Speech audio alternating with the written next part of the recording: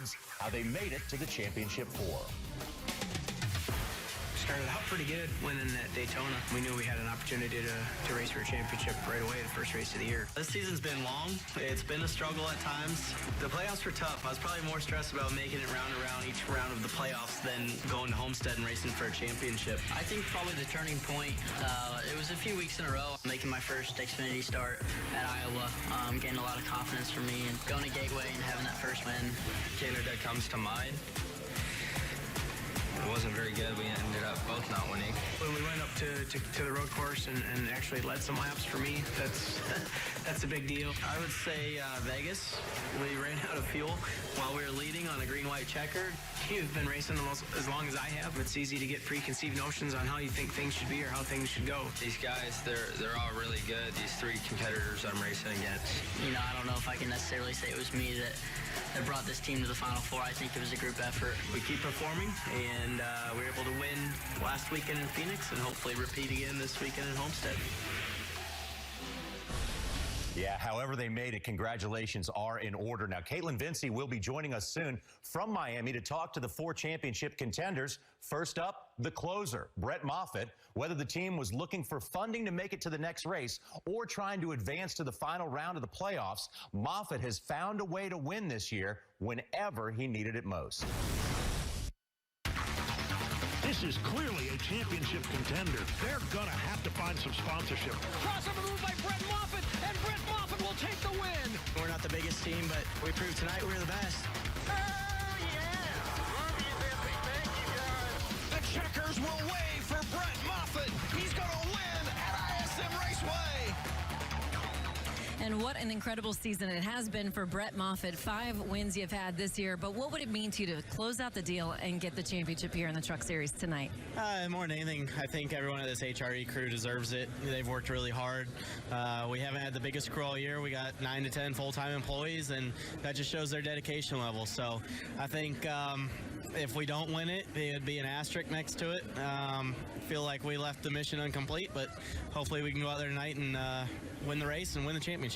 Thank you for your time. Best of luck to you. That's Brett Moffitt, as we talked about, a 5-time winner so far this year. He will start 5th for tonight's race, and hopefully he will win that title. John? Yeah, Caitlin, he's been the Cinderella story all season long. But, Todd, now that it comes down to the championship 4, what are his chances? I really like Brett's chances. I think even though he has no truck experience here at Homestead, he's got quite a bit of Cup experience. And we know that Cup cars are hard to drive. On those old tires, slipping and sliding, a long run, you know, you got to hang on to him. You got to have a lot of car control, and he understands that. So I think he's got good chances tonight. When these things get slipping and sliding at the end of the run, he's going to be up against that wall, and you know, at the end of the race, that's where you got to be up there. So he's got a good shot. You know, the thing is, that I love about him, he is a pressure player. I mean, anytime these guys, like we talked about early on, they get themselves, their back against the wall, they seem like they rise to the occasion. He is definitely the closer out of these 4 drivers, 3 other drivers, I should say. And the ability and what he was able to do, just like last weekend, getting that great restart at Phoenix, when it really mattered, he got it done. He's the kind of guy that I love to watch race. He's had a little bit of bad luck, but at the same time, he's the kind of guy that can close out the year. Absolutely. Yeah, and it really might come down to something like a great restart that could make all the difference. Now, there is still lots more race day coming your way. Over the next half hour, we'll recap each of the championship contenders' seasons and hear from them as they get ready to strap in for the final race of the year. Tonight, The Truck Series crowns a champion. right here on FS1.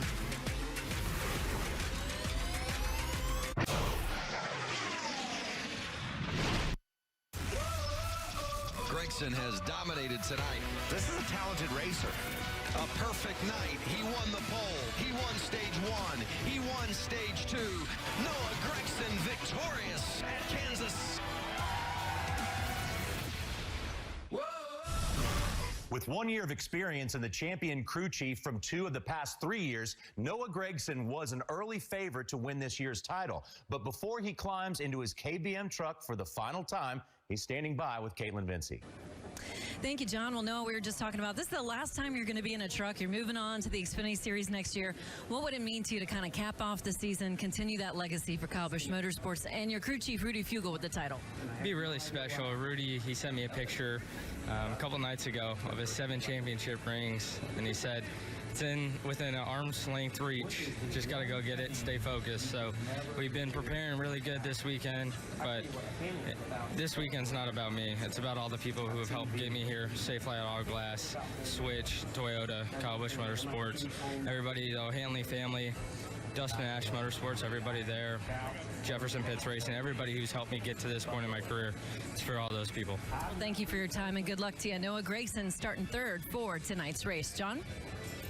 And Caitlin, that makes him the highest qualifier of the 4 championship drivers. And Jeff, he's also got a ton of experience on top of the pit box, all things that are boding very well for Noah. Yeah, when you look at the numbers, Rudy Fugle is definitely the class act when it comes to pit crews and crew chief for tonight's race. But let's face it, to me, they're kind of limping into this deal here at Miami because of the fact the other 3 teams have all came in here with wins. He hasn't won since Kansas. So, Todd, how's he going to turn it around and get in there and be able to mix it up with these guys? I got to disagree with you that he's limping in here. I think right now Noah's driving is the best it's been all year. You know, we watched him beginning of the year, a little aggressive, made some mistakes, took himself out of the chance to win a few races. But when he had to sit out at Pocono, it's like you flipped a switch. When he came back, he got smarter. He was less aggressive, putting himself in the right positions, and that's what got him into the playoffs. So I think he's got a shot tonight. Yep, just got to beat 3 of the best, though, to get it done. Now, another young driver looking for his first Truck Series championship is Justin Haley. After missing the first 2 races last season because he wasn't old enough to compete, Haley came on strong this year. Justin Haley, for the first time in his career, is a Truck Series winner. He does it at Gateway. Gragson goes side by side and around. Justin Haley is going to come through and win in Canada. Let's go to Homestead, baby. Justin Haley's going to win at Texas. Unbelievable. And Justin Haley joining me now. We were just taking a look back at your statistics from kind of the last part of this season. You guys really hit some momentum at the right time in the playoffs. How's that really helped you as you've kind of moved through these different rounds in the championship hunt? Well, yeah, obviously having momentum in the playoffs, running good always helps when you come down here in Miami and try to fight for a championship. You know, everyone back at the shop with GMS Fabrication and all the road guys, the picker guys, you know, having their support and dedication means a lot to me. So it's been a fun trip so far. Taking this FOE Chevy to the front at some of these races. So hopefully we can cap it off tonight. All right, well, thank you so much for your time. Best of luck to you. That's Justin Haley, a 3-time winner so far this year. He will start 4th for tonight's race.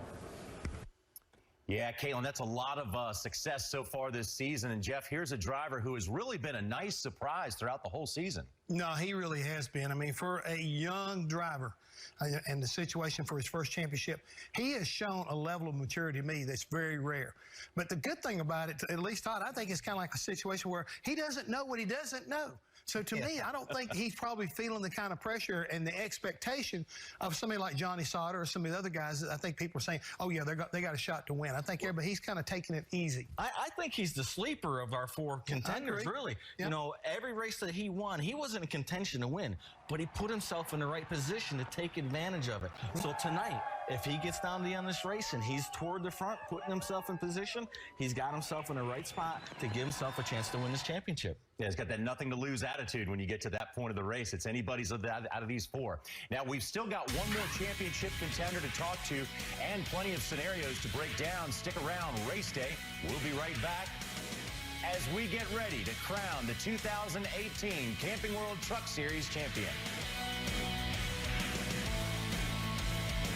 4 drivers, 4 drivers, 4 drivers, 4 drivers, only 1 champion. Tonight, right here on FS1. The countdown in Miami continues, and when the checkered flag waves tonight, we will have a 2018 Truck Series champion. So Johnny Sauter has pretty much been the class of the field all year long. He has the most wins and leads almost every statistical category, and many have him as their favorite for a second Truck Series title. So much experience up there riding in that 21 truck with Johnny Sauter. Johnny Sauter is going to win the season opener at Daytona. I want to show it! Yes! Sauter will win at Bristol. Coming to the checker. Get you down the clock, man. What a season it has been for Johnny Sauter. And statistically, it has been one of your best seasons ever. 6 wins for you this year. Based on what you've seen out of your truck, though, do you feel like you can get the most important one, get the title? It's so hard to tell. Obviously, you know, trucks are the first on the racetracks. The track's green, has a lot of grip, and then the grip kind of goes away as Xfinity and the Cup cars are on. And then nighttime comes, so it's a totally different animal. So, fortunately, we got a flat tire in the second practice today and had to park our truck 30 minutes early because you only want to put one set on. So, I thought we were okay. Having said that, I'm not really sure what to think. So last week I thought we were decent and we were junk. So, you know, anything's possible. And obviously we qualified decent. So just got to be there at the end with our ISM Connect Chevy and, you know, see what we can do. Thank you for your time. Good luck to you. Johnny Sauter, a past champion in the Truck Series, hoping to get another one tonight. John? Yeah, Caitlin, he seems calm, cool, and collected. No doubt he's had an amazing season. And Todd, you know, he's the only guy that's been here before out of the 4. Yeah, he's got to be the guy to beat. You got to come right out and say that because of his experience, right? Been here 3 times. Like you heard him talking. He understands what the racetrack's going to do. He understands the pressures during a race, how to put himself in the right position. So I think he's got to be the favorite. It's hard to argue with that. And on top of that, out of all the guys, we're talking about how great they have qualified right there together. He's sitting right there. He can size up his competition. He doesn't have to go up there and start racing with these other 3. He can sit there and basically follow them until it matters the most, because in the end is when it counts, and that experience will come into play. So, I mean, it's really hard to say that Johnny Sauter does not have the upper hand, at least in that experience category. Yeah, because a lot of it's mental, and he certainly has the mental edge for being there before. And as we take a look at the starting grid, the front row 2 are not playoff drivers. The next 4 are. All 4 guys are playoff contenders, are starting right next to each other. Yeah, how about Ross Chastain? Ross is running all 3 races this weekend. A great way to start it off, qualifying 7th in the Nice Motorsports truck. But wouldn't it be nice to see him get the same kind of finish for this up-and-coming race team? What a great team. It really would be. But here's a guy that I'm kind of concerned about. Matt Crafton starting deep in the field. And he's had a pole here. He's had a win here. But to me, they got to turn some things around. And you were talking about how you expected him to come out there and really kind of be going for it to try to kind of turn his season around, get that first win in 2018 and finish high and finish strong. All right, it's time to put you guys on the spot. Who are your championship picks, Todd? Well, I got to go with Sauter for obvious reasons. I mean, the last 3 races, playoff races at Homestead, he's finished 7th, 3rd, and 3rd. And before that, he's got 1 win at Homestead. So first, he knows how to get around Homestead, and he's been in his position before. I think he's got it going. Come on, hurry up. I got to say mine a little deal. The closer. Brett Moffitt right now. The closer right now. It's okay to agree, Jeff. No, I don't want to agree with him because I really believe he's got his back against the wall. He'll be tough tonight. It's my second pick right there. Okay, but you know, it's kind of simple when you just say it. Beat the other 3 and you win the championship, but that is a whole lot more easier said than done. Now we've set the stage, but who will be standing on it when the night ends? In just a couple of hours, 1 driver will be hoisting this trophy. We'll go trackside in Homestead-Miami to find out when race day returns. The numbers are simple. The mission is not. 4 drivers, 1 trophy. It is all on the line tonight. What started in Daytona in February ends in Homestead. Let's go trackside for the ceremonies. Ladies and gentlemen, at this time we ask your cooperation. Please rise and remove your hats as the Special Operation Command South Honor Guard presents our nation's colors. Earlier this week, the racing community lost a legend with the passing of NASCAR Hall of Famer David Pearson. Known as one of the greatest drivers the sport has ever seen, Pearson was a 3-time Premier Series champion and still ranks 2nd on the all-time wins list with 105 victories.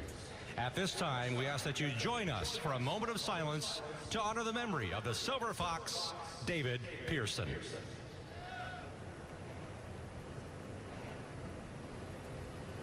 Thank you. Please remain standing as Pastor Sammy Flores from Christ Fellowship offers tonight's invocation. Let us pray. Lord, thank you so much for the opportunity that allows us to be here tonight. We pray, Lord Jesus, that you would be with the drivers, keep them safe, bless them and their families. We also ask, Lord Jesus, that you would bless our military. We thank you for their service, some giving the ultimate sacrifice for our freedom. And we ask that you would bless this great nation and be with us tonight. In Jesus' name we pray, amen. Here to perform our national anthem, please welcome from Lord's Academy, local artist Ariana Nunez. Oh, say, can you see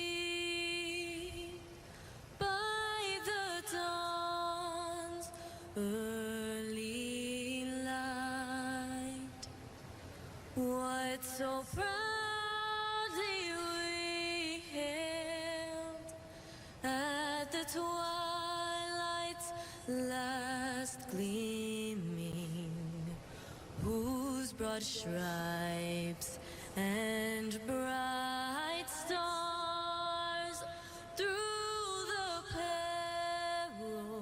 perilous fight o'er the ramparts we watched were so gallantly streaming.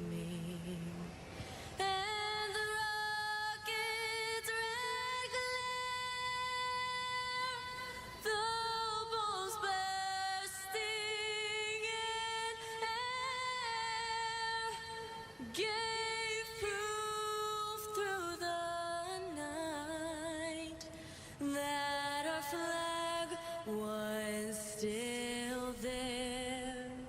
Oh, say does that star-spangled banner yet wave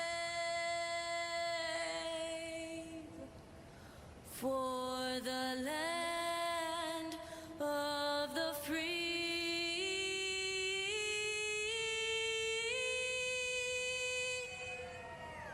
and the home of the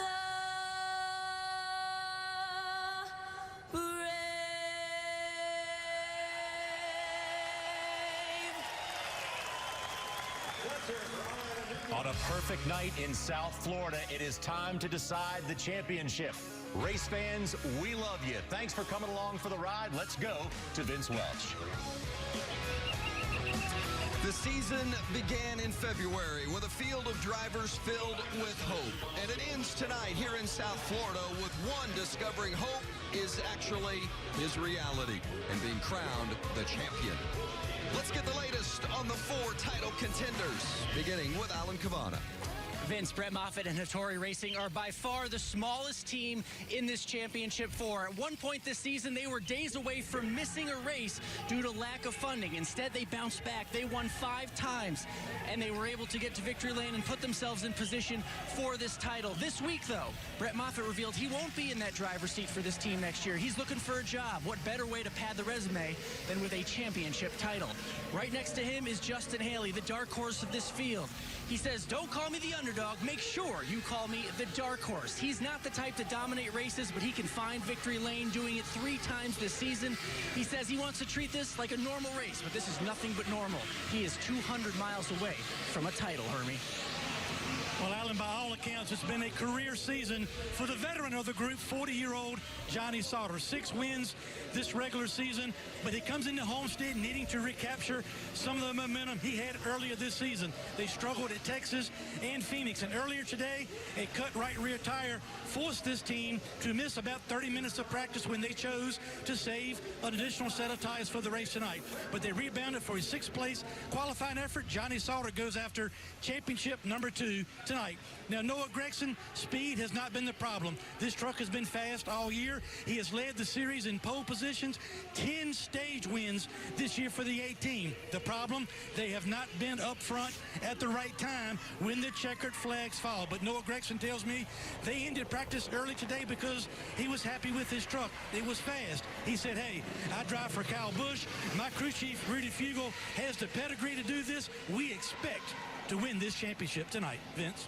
Good stuff. So much at stake. So many storylines tonight. Great to have you with us for this championship race. Along with Michael Waltrip and Phil Parsons, I'm Vince Welch. I loved how Justin Haley said, I don't want to be called the underdog. Call me the dark horse, but not the underdog.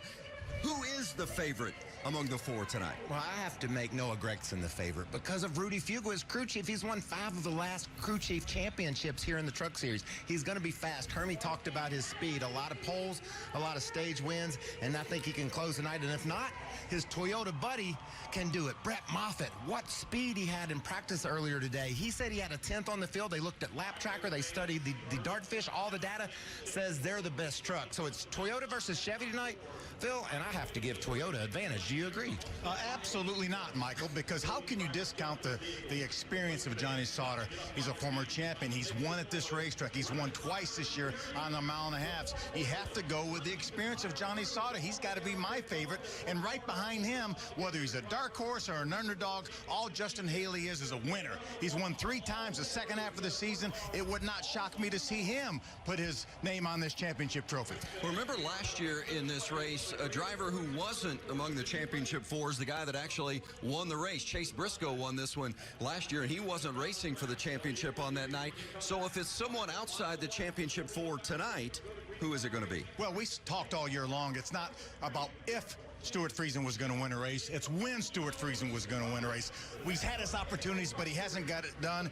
He's on the front row here. He has a very fast Chevrolet. I think Stuart Friesen can certainly go to victory lane. And if not him, and it's not one of our championship guys, look over right next to him, 98. I talked to Jeff Hensley and Grant Enfinger down in the garage here this morning. I've never seen any 2 guys more serious about getting it done tonight. He's already won this year at Las Vegas, and he can do it again. And those 2 guys start on the front row tonight. That's right, but I don't agree, Phil. I think it's going to be Ross Chastain because of the speed he showed in practice earlier today. He's only made a handful of truck starts this season, and this is by far his best qualifying effort. I think he can certainly drive that number 38 to victory lane. And if not, I'm liking the upset tonight. What about Myatt Snyder? He's battling for a Rookie of the Year title against Todd Gillen, and through 2 of his last 6 starts, he's been 2nd and 3rd, knocking on that door. Maybe today they walk through it. Now remember, the championship four tonight, it's not about stage points for them in any way. It's just who's going to finish ahead of the other 3 is going to be the champion. So not racing for stage points for the first time all season. How does that change the strategy, or does it? It can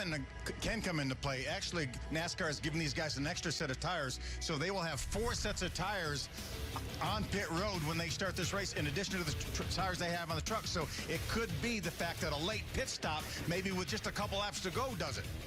Well, we're getting ready. We're getting close. We're getting ready to decide the title. Who's it going to be? Noah Gragson, Justin Haley, Brett Moffitt, or Johnny Sauter?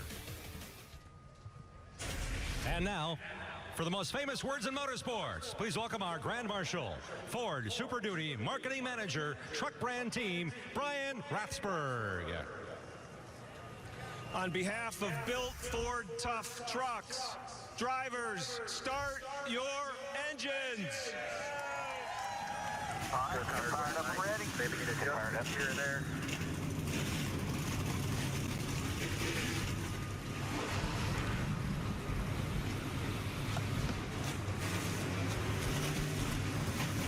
They've gotten that command for the final time. Tighten those belts. Get that steering wheel just right. These 4 drivers are about to decide the championship at Homestead-Miami Speedway.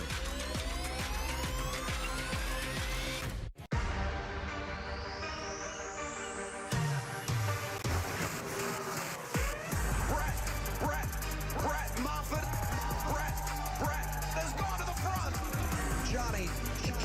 Johnny Sauter. Huge win to secure his spot. Justin Haley's going to benefit. Unbelievable. A perfect night. Noah Gragson victorious. 4 drivers have survived the playoffs. It is title time. One final race. The time is now. Homestead-Miami Homestead-Miami Speedway, the 23rd and final race of the season. Tonight, we decide the NASCAR Camping World Truck Series Championship. It's the Ford EcoBoost 200. Absolutely perfect conditions tonight on one of the most challenging racetracks that we come across during the course of the season. Challenging, yet provides opportunity, Mike. Well, what I love about it is the 18 to 20 degree variable banking in the turns. That means these guys are going to be searching for grip from the bottom to the top. You can see the track is symmetrical, front straightaway and back the same. This place provides for all kinds of action. And the race analysis. You see this race is made up of 3 stages. You see 30, 30, and 74. Remember, no stage points for the 4 championship contenders. 134 laps, 201 miles. Our pit window somewhere between 50, 55 laps. That means we will have a pit stop, at least one pit stop in our final stage. Well, we have 4 championship contenders tonight, but none of the 4 will start on the front row. Grant Enfinger won the pole, and Stuart Friesen will start alongside, and they were both spectacular in qualifying today. They said, what championship? There's Noah Gragson, one of my picks, alongside Justin Haley. There's Brett Moffitt, starting from the 5th position in the Ison Toyota. We have all the playoff contenders right clumped together there in the 2nd and 3rd row. See, Myatt Snyder leads the Rookie of the Year standings. Sheldon Creed, the ARCA champion. Todd Gilliland also battling for Rookie of the Year back there in row 8. Good qualifying effort for Robbie Lyons back in row number 9. Certainly was. A lot of good guys, good contenders. Crafted back in row 11. I was going to say up toward the front, and one championship guy that we thought at the beginning of the season starting all the way back outside the top 20. 16 rows of 32 drivers to get the green flag tonight, all with differing agendas. We know that 4 want to win the championship, but everybody has a goal in mind, and we're going to give you some great looks at this race tonight. Yeah, this is our championship contender, Johnny Sauter, the ISM Connect Chevy. We're going to have that great visor cam right there, view of Johnny Sauter. He's won it before. He did it in 2016, that championship, and he will start from the 6th spot. We're also going to ride along with Brett Moffitt and his Toyota. Let's see if we can get a word with Brett while we're riding along. Hey, Brett, it's Michael Waltrip and the boys in the Fox booth. Do you copy?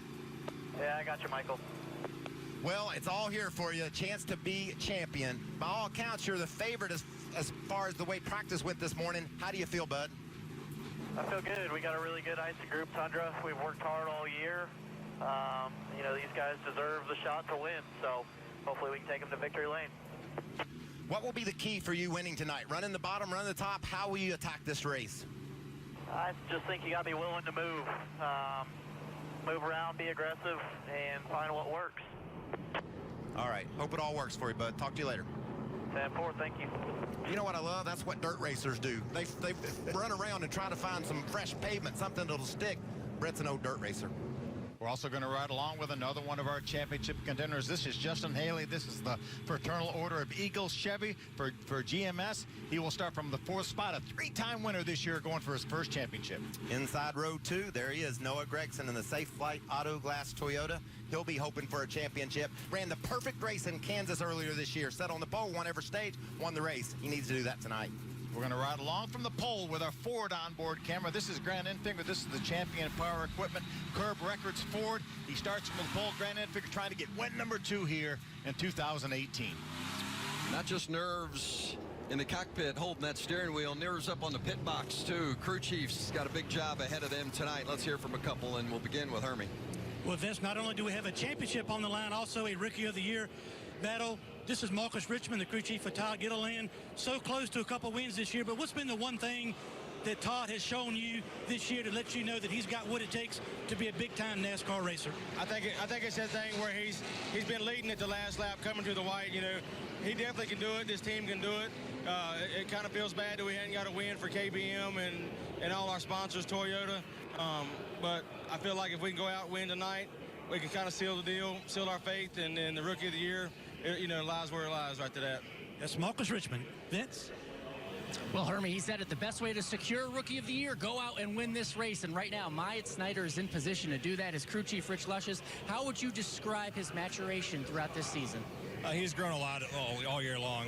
We as a whole team, we got a rookie team, we all grew. Everybody at ThorSport Racing gave us a really good Ford F-150 for this evening. So hopefully we can go out and put it in victory lane. All right, a lot to race for out there tonight, guys. Well, it is a 22-point difference between Rookie of the Year, the Rookie of the Year contenders. So you see Myatt Snyder and Todd Gilliland, but those 22 points go away just like that. They sure can. We talk about the stage points not mattering for the championship four. They do matter for these guys. Whoever has the most points this season will win the Rookie of the Year battle. And you can see right now with that edge, Myatt Snyder, 22 more points. But again, remember, Todd Gilliland wasn't old enough at the beginning of the year, Michael, to run all the races. And look, they both finished second, so they've been right there on the doorstep trying to get to victory lane. Tonight could be the night. Yeah, I love that there are so many different goals and agendas throughout the field for each of these drivers tonight. And of course, we're going to talk a lot about the 4 championship contenders. And when you break it down over the course of the season, here's how they have fared. Johnny Sauter, 8 times this season, has had the best finish of the 4 championship drivers. And right on down, Moffitt, Haley, Gragson.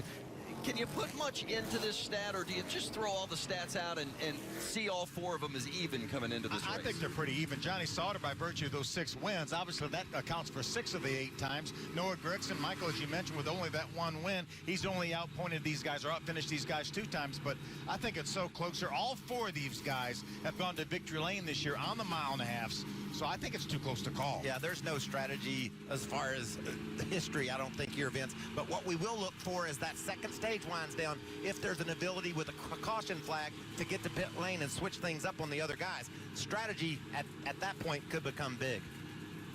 We'll be coming to the green flag this time. Let's hear from the team of one of our championship contenders, the 24 of Justin Haley. I don't say enough, but I'm very proud of you, Justin. You deserve to be here. You are easily one of the best drivers in this series. You deserve to be a champion. Go fight hard all night, 134 laps. Digging all the way. Justin Haley and Kevin Bellecourt, the driver-crew chief combination, and they're a young team, young driver. Haley's just 19 years old. Bellecourt, his first year as a crew chief. And that's what that young driver needs to hear. You're the best. That'll fire you up and get you ready to go racing. Kevin Hamlin, a veteran spotter, will be on the roof helping that 24 team tonight. Hermie on the 18. Rudy Fiegel just came on the radio to Noah Gragson and said, what we've done this year is put us in this position. We have trained you to win this championship. Now go do it. Well, it may be who's the best team. It may be who's the luckiest. It may be who survives end up being the champion at the end of the night. But it's going to be fun watching all those elements together. Grant Enfinger leads us from the pole, and the championship race is underway.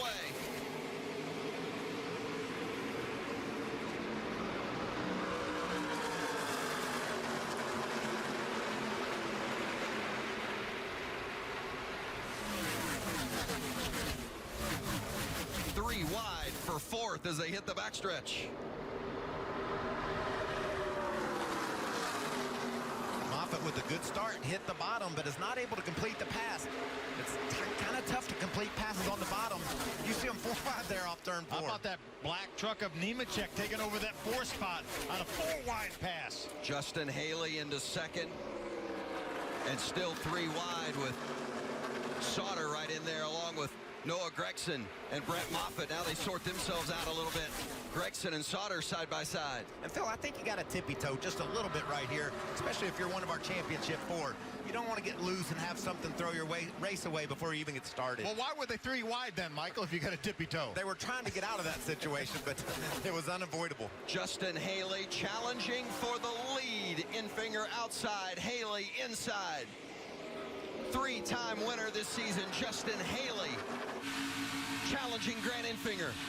For our viewers that really aren't that used to this racetrack, it doesn't hurt you to be on the outside at this racetrack. As a matter of fact, especially later on, that probably will be an advantage to be on the outside. Like Haley lost a little bit of momentum with that move, trying to get the lead from Enfinger. Didn't work, and Stuart Friesen closed the gap a little bit there in that 3rd spot. That's the tough position to be in, Vince, when you're down on the bottom, especially when the outside truck kind of squeezes you down a little bit. Your truck has a tendency to get loose, and that's what we saw there with Haley off turn 2. That white truck, the 38 of Ross Chastain, running all 3 series this weekend, running the trucks tonight, the Xfinity Series race tomorrow, the Cup race on Sunday. I like the way Johnny Sauter is sorted out at the beginning of this race, Phil. You know Johnny, he's not one to want to run right out next to that outside wall. He's already creeping up that way. He knows, like Brett Moffitt says, you got to be willing to adapt and adjust. I like this truck, this 21 truck early. Great view on board. Johnny Sauter takes a dip down underneath the 52 of Stuart Friesen for third place. Noah Gragson right behind, poised to pounce if there's a slip out of the 21. We'll go on board with Gragson here. I thought Johnny might lose enough momentum by that pass not working that would allow Noah Gragson to pull up beside him. He may do it on the inside here. I'm telling you, if you can complete a pass on the bottom at any point during this race, that's a statement. It shows you and your team that your truck is handling well, because it's just so difficult down there because of the less banking. Trying to steal that position from Sauter, and Sauter fights right back on the outside. You know, Michael, you talked about the progressive banking here, the 18 to 20 degrees. I was talking to Matt Kraft, and I said, is it the banking that makes the top so much better, or is the bottom of the racetrack worn out? He said, I think it's the air. The way the air comes off the front of these trucks. There's Matt Kraft in that yellow, number 88. The way the air comes off the front of these trucks, it bounces off the wall and gives these trucks side force. He said, that's why the top of the racetrack works. And what about Matt Kraft? And we talked about his 22nd starting position. He's already raced up inside the top 10. He's running in 9th position, and that's Ross Chastain. He's trying to take 8th away from him. Gragson and Sauter, two of our championship contenders, continue to battle for position. That's for 4th. Stuart Friesen right there as well. Noah's going to be able to slip in between them, see if he loses any momentum. But now we have John Hunter Nemechek on the inside of Johnny Sauter. And remember, as we're 8 laps in, the tires have really started going away on these guys at this point. And also make a note, on lap 7, the 18 was able to pass on the bottom. Noah Gragson went around Johnny Sauter using the bottom of the track. That's the most impressive move I've seen early in this race. Brett Moffitt coming up alongside of the 8 of John Hunter Nemechek. Moffitt, of course, another one of our championship contenders. A career year for him as well. 5 wins for Moffitt this season, but doesn't have a job for next season. Not quite sure what his future holds. Mike, you like that move he made? You like what Noah did? I'll show you the same thing. That 16 truck sticking low on the track. That's a really good sign for that team. Now Moffitt taking a look inside of Johnny Sauter for 5th. Vince, I mentioned at the beginning of the broadcast, the 21 missed about 30 minutes of practice today. They cut a right rear tire. Now, they had the option of putting on a second set of tires, but they wanted to save those stickers for the race tonight. The problem is his truck was too tight in practice, but they did not know exactly how much to adjust. Well, they've gone too far to start the race. So far, Johnny Sauter reporting to his crew chief, Joe Shear Jr., I am way too loose. They'll need to adjust that 21 when they get an opportunity to come down pit road. And Hermie, that's what we were hearing out of those teams down on pit road today. This track would loosen up when it got dark. That's the case. Sauter fought loose early in the race last year. Grant Enfinger, no problem so far. He's led them all on a beautiful South Florida night.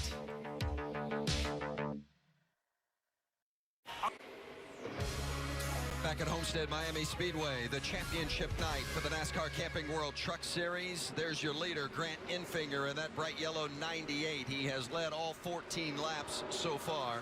And there's the battle for second. It's Noah Gragson, who has just passed Justin Haley a lap ago, and now Brett Moffitt takes a look at Haley. They're running 2, 3, and 4, second, third, and fourth, and they are all 3 championship contenders.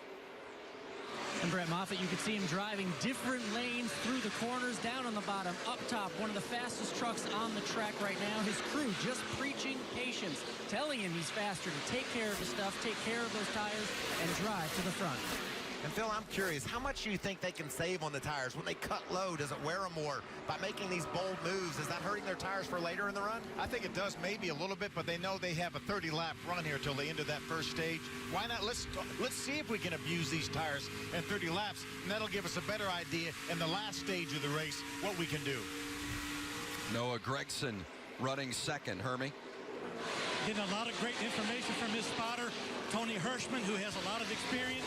The biggest advice he gave Noah as he moved up to second, he says, when you track down somebody trying to make a pass, you have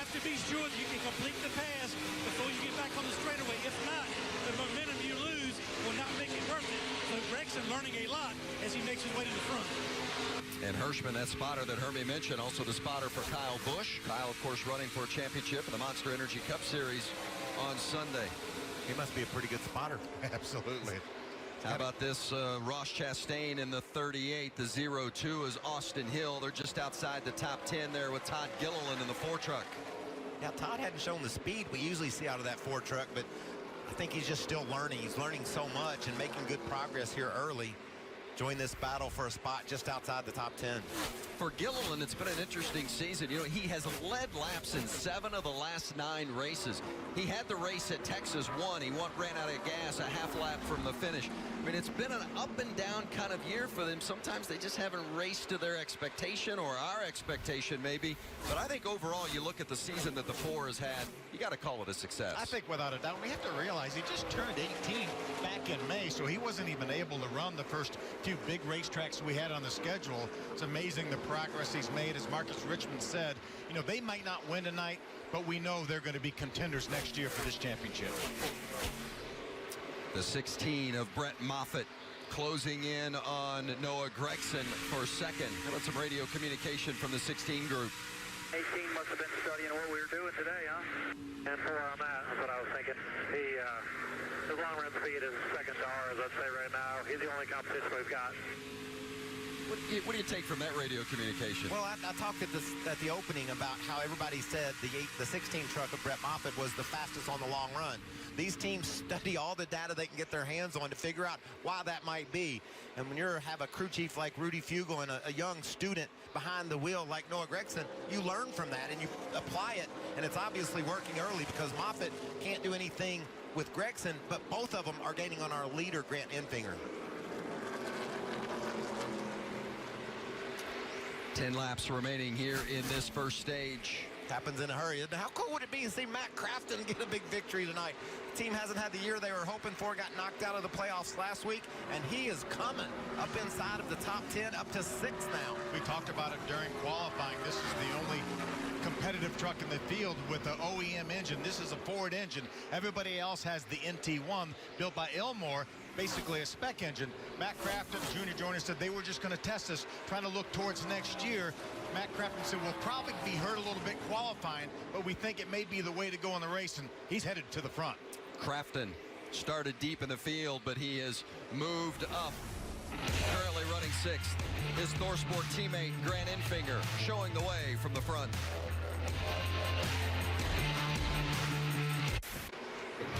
The championship race from Homestead-Miami, Florida for the Camping World Truck Series. It's the Ford EcoBoost 200, and Grant Enfinger has led them all from the drop of the green tonight from pole position. And with just 4 laps remaining in stage 1, his lead is more than a second on second place, Noah Gragson.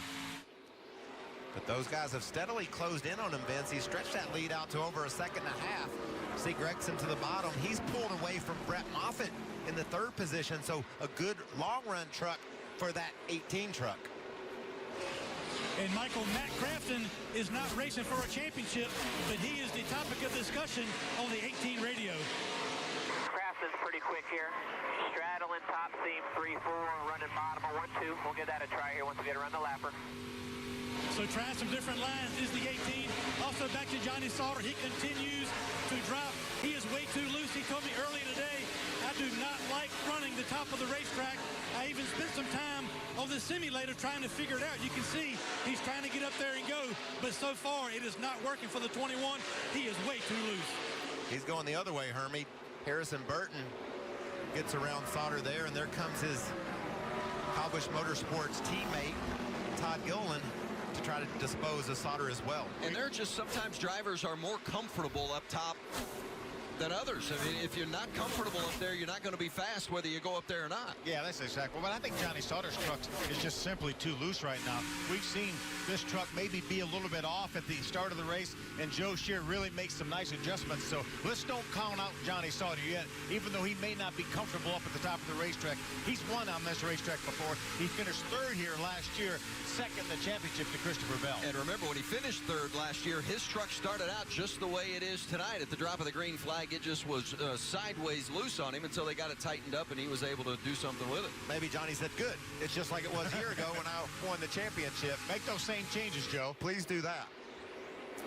Grant Enfinger on the final lap of stage 1. That's Jeb Burton right out in front of him. But Enfinger is your leader. Burton's the 21st truck. Trying to stay on the lead lap, and he will do that. Grant Enfinger wins stage 1.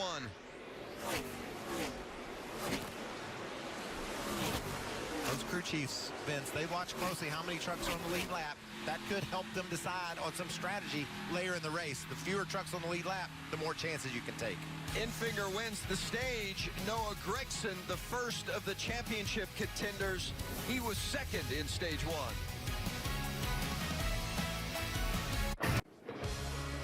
Stage 1 complete here in South Florida, the NASCAR Camping World Truck Series championship race.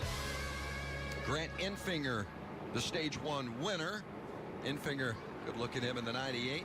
Not one of the championship contenders tonight, although Enfinger led every lap in stage 1. So strong.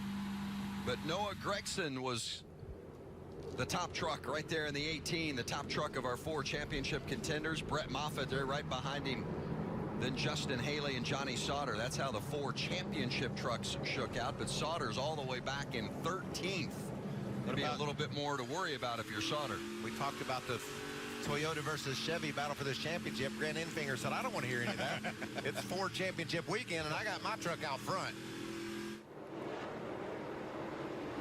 Enfinger, a winner earlier this season at Las Vegas, and just missed advancing here to the championship race. Was eliminated at the end of a round of 6. They're on pit road for the first time tonight. Hermie Sadler is there waiting on the 18 of Noah Gragson. Vince, the 18 truck is too loose, but the good news, the balance stays good throughout the entire run. 4 tires and fuel, they will adjust with air pressure only. A different story for Johnny Sauter. He is way too loose. 4 tires, fuel, and they will run the right side track bar way down on the 21 to try to give him some more grip. Alan. We saw the 24, Justin Haley, drop back during that first run. That's because he kept getting loose. Expect the track bar adjustment in 4 tires for the 24. For the 16, just the opposite problem. Too tight throughout in that entire run. Although he was fast, they say he's got to fix the front. 4 tires and fuel for the 16. Well, pit road going to be such an important element of tonight's race, because we have seen race after race after race contenders struggle on pit road, either with a speeding penalty or a bad pit stop, some sort of issue. But keep an eye on their performance over pit wall tonight. Yeah, let's see if we can make contact with Noah Gragson. Hey, Noah Gragson, Phil Parsons up on the Fox booth with the boys. You got a copy? Yeah, it's important.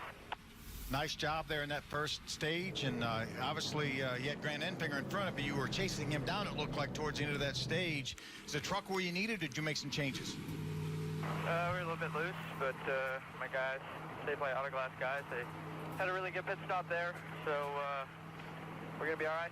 Not time yet, so just got to keep on pushing hard, see what my Safeway Autoglass Tundra is doing balance-wise, and got another stage to go, then it's game time. All right, buddy. Good first stage and good year. Stage 1 belonged to Grant Enfinger. Who's going to rise up here in stage 2? Will it be one of our championship 4? How do those adjustments on pit road, how will those play out? We'll find out when we return.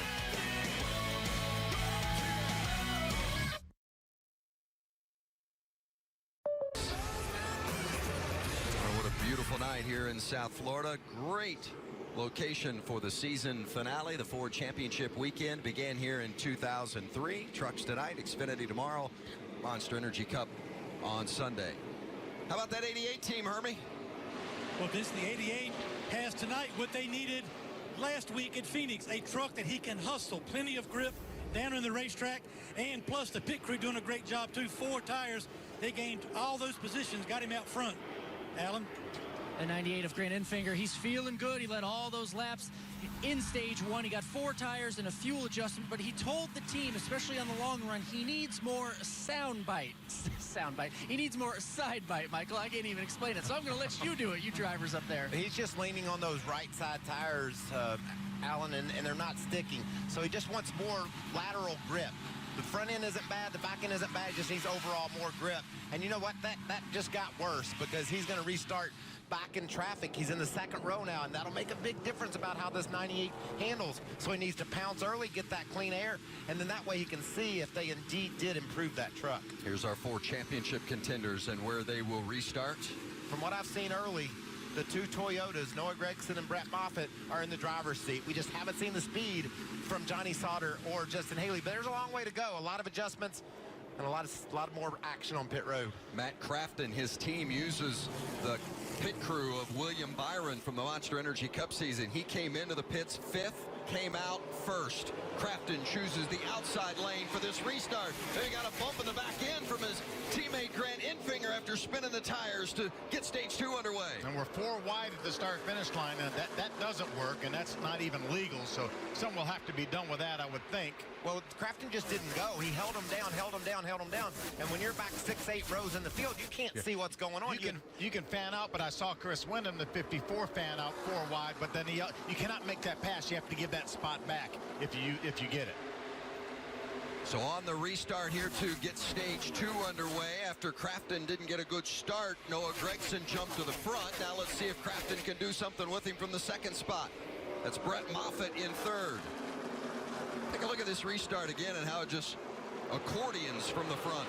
Well, that was to avoid an accident was Ben Rhodes, but I don't think the 18 jumped as much as the 88 just didn't go. It'd be interesting to see how NASCAR looks at this. He definitely spun his tires without doubt, the 88, as he takes the lead back from Noah Gragson. And Brett Moffitt working on Gragson as well for 2nd. See, the 18 jumps in the draft of the 88, pulls back around the 16 on the high side. Matt Crafton started 22nd, and now he is in the front. How about that performance? And when the driver drives it to the front, the crew wants to hop in there and do their job. Catapulted him to the lead on pit road, and Matt's got it now. NASCAR has taken a look at the restart. Everything is good, so nobody committed any violations. That's good news, as now Brett Moffitt will challenge Crafton for the top spot. Boy, just didn't quite clear him. Almost cleared him. About one more corner, and he might be able to do it. Moffitt had the lead at the line, though, even though it didn't clear him, still was edged out in front of Crafton, and now Moffitt does have that spot. We're not used to seeing Matt Crafton lead all that many laps. He always gets the win on the last lap, or 2 laps to go. Moffitt, championship contender, out front. Is he comfortable being out front this early, Vince? We've seen him take the lead with less than 3 to go in about every one of his victories. And then tonight he's proven to be really fast, and he's driven to the front and looks to be in a position to drive away from these guys. Johnny Sauter trying to make his way back up front. Remember, he restarted 14th. And that first pit stop said his truck was just sideways loose, so he's gained a few spots up to 10th, although being challenged here by the 41 of Ben Rhodes. Remember, this is going to be probably more pit stops than a normal race because of the extra set of tires that NASCAR allowed these teams to have. 4 sets of tires in the pits. Normally, they only have 3 sets of tires in the pits. It's going to give Joe Shear more opportunities to adjust on that 21 truck. And I think that team had to take a big swing at it early. They might have over-adjusted and made it too tight. You can see he's really cranking it to the left there, trying to get under Shelton Creek. Couldn't complete that pass, but Johnny might need another adjustment to get where he needs to be. See, Sauter currently rides 10th. They're on the right-hand side of the screen. Matt Crafton and Noah Gragson battling for 2nd. Gragson taking a move. A great run off the corner. Looks like he's going to be able to clear Crafton.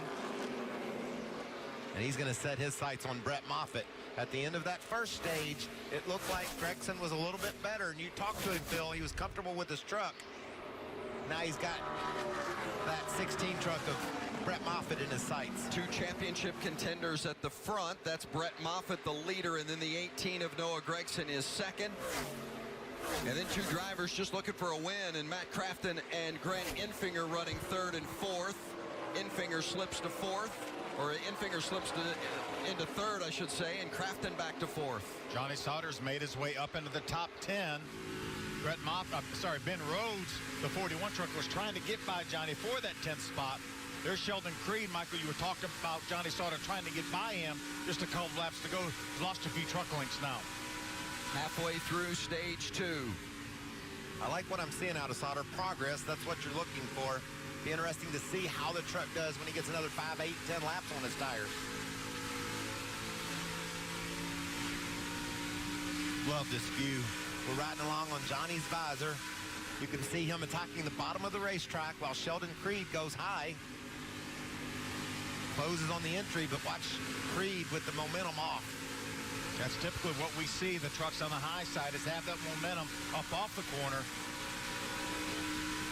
You can drive in the corner a whole lot harder down on the bottom like Johnny is. Johnny's just, he needs to try to make that pass before he gets to the center of the corner. Wasn't able to do it that time. You see Creed slip a little bit on exit. Gets a little sideways. Remember, they're teammates. Creed at GMS just started with the team late this year. Will run there full-time next year, but he drives it hard. He wasn't giving Johnny Sauter any breaks on that lap. Out front is Brett Moffitt, the smallest of the championship teams. They've got less than a dozen full-time employees. They faced a lot of challenges with funding this year. In fact, go back to June in the Chicago race. On Tuesday of race week, they didn't even think they were going to make it to the racetrack. At times, it caused them to be conservative in their approach during a race weekend because they just didn't have the funding. And here they are in stage 2, leading the championship. Just talking to Mike Ricci, team manager. He said, I didn't even get to go to Phoenix. I was back at the shop trying to get this 16 truck ready for here in Homestead, and I think it's pretty ready. Oh, I think so. Look at those eyes. He is so focused and so driven to win this championship for this team, and plus you can't see that mustache there. I love that look. Brett Moffitt had the worst average starting position of all the 4 championship contenders, but the best average finishing position of the 4 in the playoffs. We'll see if it holds.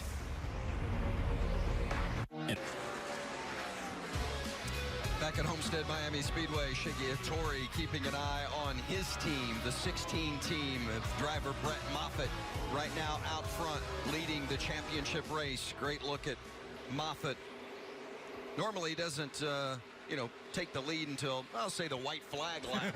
He's putting it to him early on here tonight with a lead of about 2 seconds. Yeah, he reminds me a lot of the Hall of Famer that we lost this past week, David Pearson. The Silver Fox. He would go when it mattered. But tonight, with the championship on the line, Brett Moffitt is hammered down leading this race. It'd be interesting to see if he can close like the great Silver Fox used to. And here's the championship 4 there on the left-hand side of the screen, how they run. Moffitt, of course, leading with Gragson 2nd, Haley 7th, and Sauter 9th.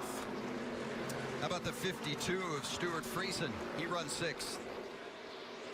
Another strong run for Stuart Friesen, but his year has been plagued by good runs gone bad. Everything going right so far, but in that first stage, he told the team there was an issue with his fuel pressure gauge. It was fluctuating inside the truck, and he'd keep an eye on it.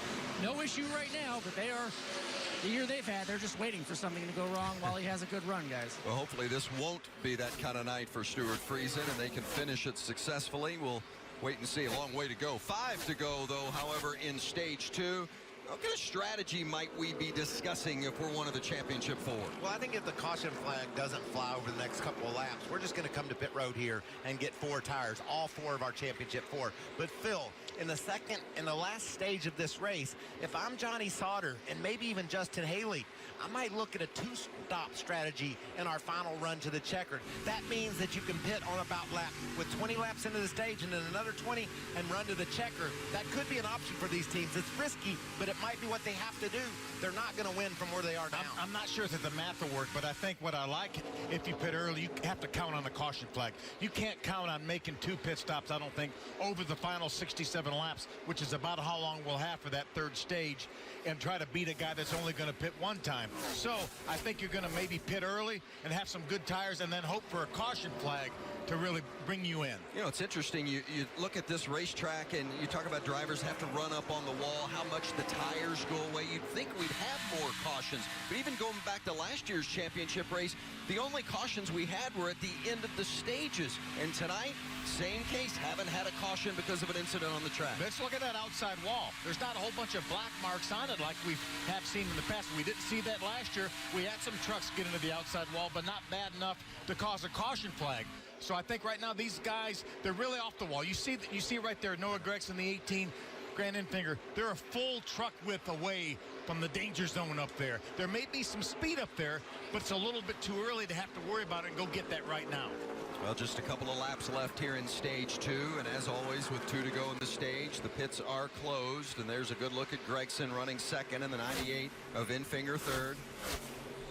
I just feel like, Phil, in the discussion of the strategy, if Johnny Sauter and Justin Haley do what Noah Gragson and Brett Moffitt do, they're just going to follow them. Like our friend Larry McReynolds like to say, if you follow them to pit road, you're going to follow them to the checker flag. It's not going to work.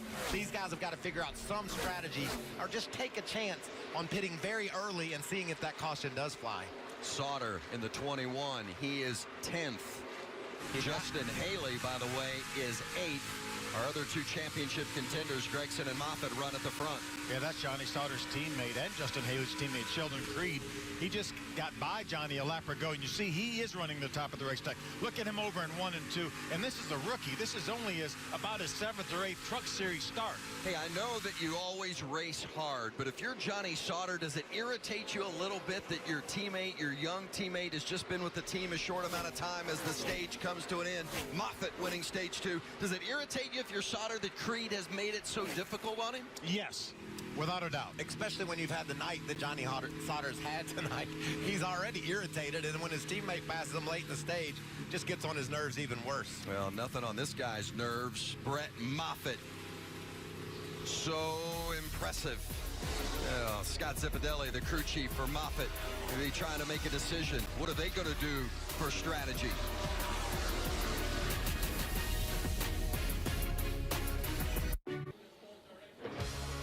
It's been fast. Not a single caution tonight other than the stage breaks. The stage 1 winner, that 98 truck of Grant Enfinger. The stage 2 winner, our championship contender, Brett Moffitt. There's a look inside the workspace of Enfinger and now Moffitt as they get ready for pit stops here at the end of stage 2. Even cleaning his tires, getting ready to come to pit road. That's how crucial things are on pit road. And with no cautions here, Phil, we can't afford a mistake on this pit stop. It's 74 laps in the final stage. Got to make another stop after this one, right? Oh, for sure. Yeah, it's going to be 67 laps to go probably when they restart. On pit road, and the 18 of Noah Gragson is headed toward Hermie Sadler. Vince, at the end of the first stage, the 18 was too loose through the center. Stage 2, too tight through the center. So they're back off of some of those adjustments. 4 tires and fuel. The 21 still loose, but now it's loose on exit. 4 tires, more track bar, and even discussing maybe a spring rubber in the left rear spring. Alan? The 24 of Justin Haley says he does great for 5 or 6 laps, but then just gets far too loose and ends up going backward. He wants 4 tires and a handling adjustment on the track bar. The 16, the leader, Brett Moffitt, he says he's great, but on the long run, his truck just simply gets too tight, hurting the 16 truck. Air adjustments on the right side for Moffitt. Yeah, great work from that Moffitt crew. The 16 group over the wall did a nice job, as did Gragson, not losing any positions. That work on pit road going to be so important. We talked about Johnny Sauter thinking about putting a rubber in the left rear. That takes a lot of time. If you're going to do it, you're going to have to do it now. There's no way that you can take the time under a green flag pit stop, which we may have in this 3rd stage. But do it now. Take the bullet now, bite the bullet now, and make that change. Yeah, Sauter needing big changes, and it sounded like Justin Haley did too. Let's see if we can get a word with Justin. Hey, Justin, it's Michael Waltrip and the boys in the Fox booth. Do you copy? Yeah, I gotcha. Man, I know you can taste the championship. Those guys are right there ahead of you. Do you think you've got the adjustments on this pit stop you need to run them down and win this race? I don't know. Hell, we're trying. I mean, it's a whole team effort over here, J-Mats, and we missed it, not going to lie, but we've been working hard on it, and hopefully Kevin Bellecourt and everyone on the box got me tuned in for this last pit stop, so I'll let you know here in about an hour. All right, I'll check in with you then. Great job so far. Good luck, buddy. Hey, thanks, bud. The final stage about ready to get underway at Homestead-Miami, determining the championship in the Truck Series.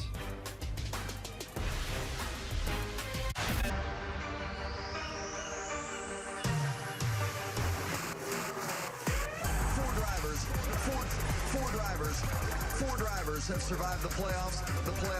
It is title time. One final race. In one final stage, Brett Moffitt leads our championship contingent. Justin Haley, Noah Gragson, and Johnny Sauter the furthest back.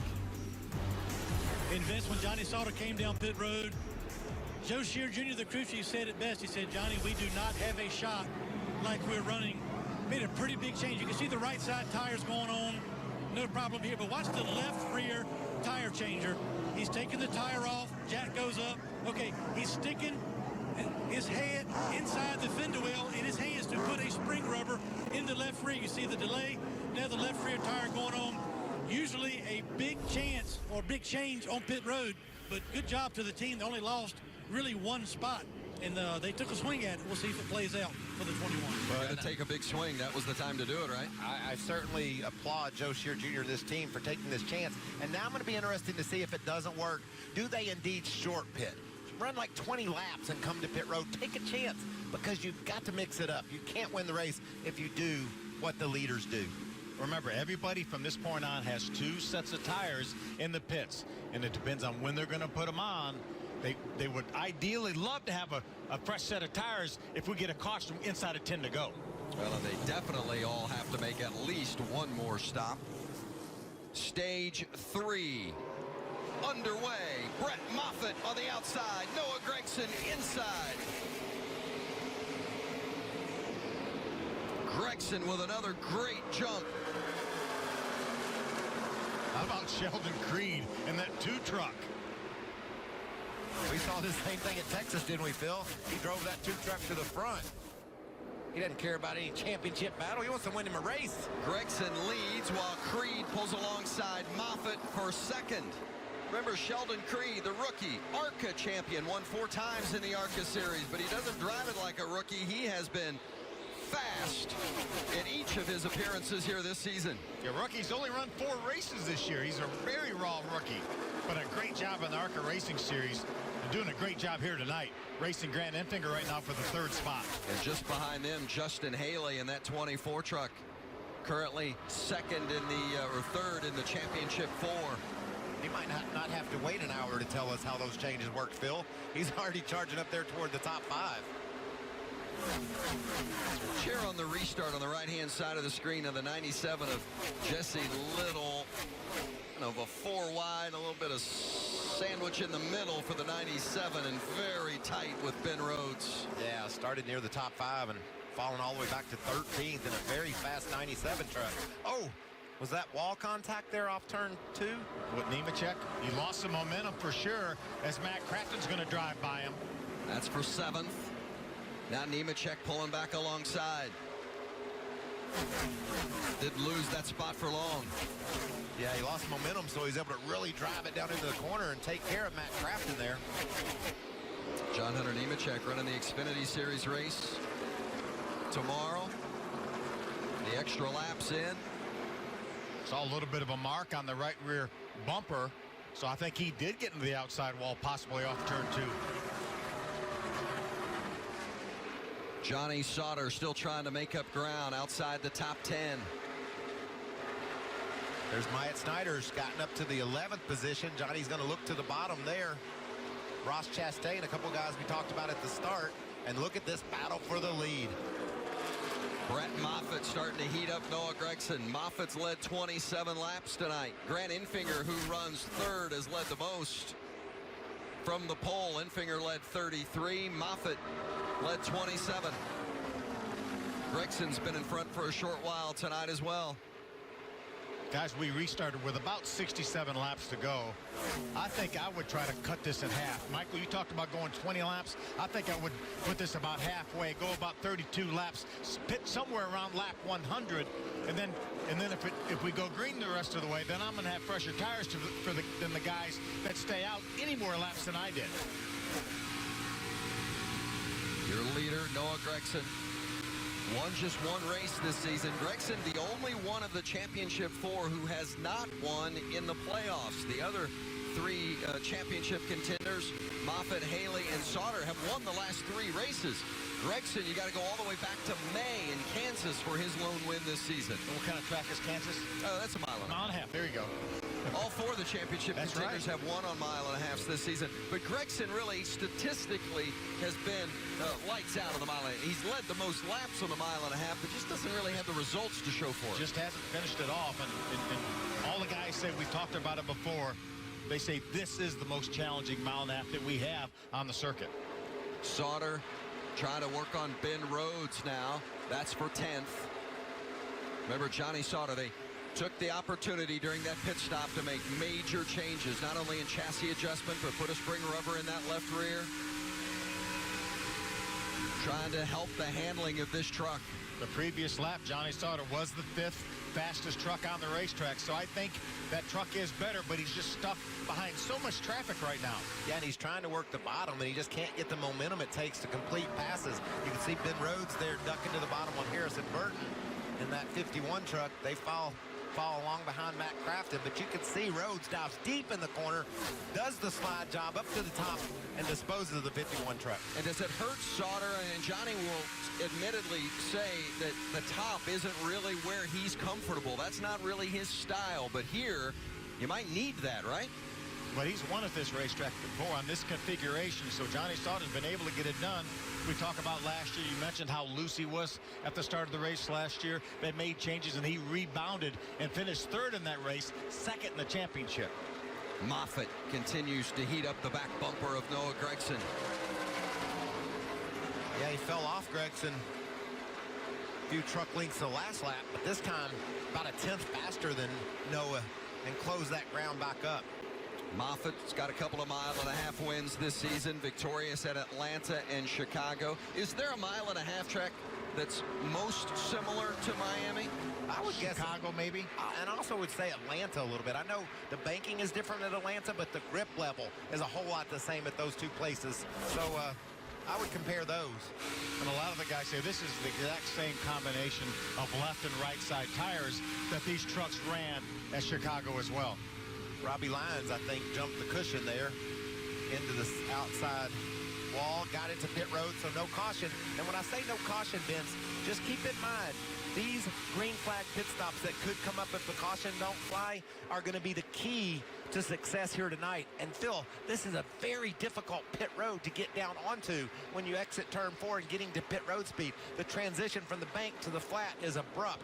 So we'll have to watch closely to make sure these guys get down to pit road speed when they enter. Will a mistake take one of our championship contenders out? That's what you have to ask yourself. And I think you got to be a bit conservative if you're these 2. They know they've got the 2 trucks to win the championship.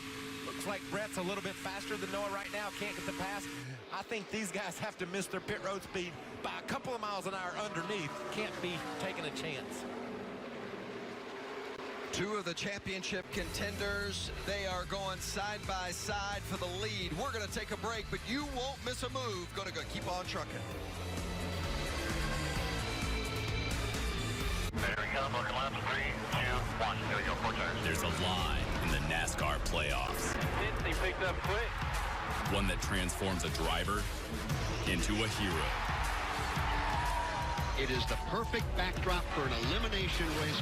Bottom line, survive it. And to cross it first, no excuses, no mistakes. They have to lay it all on the line.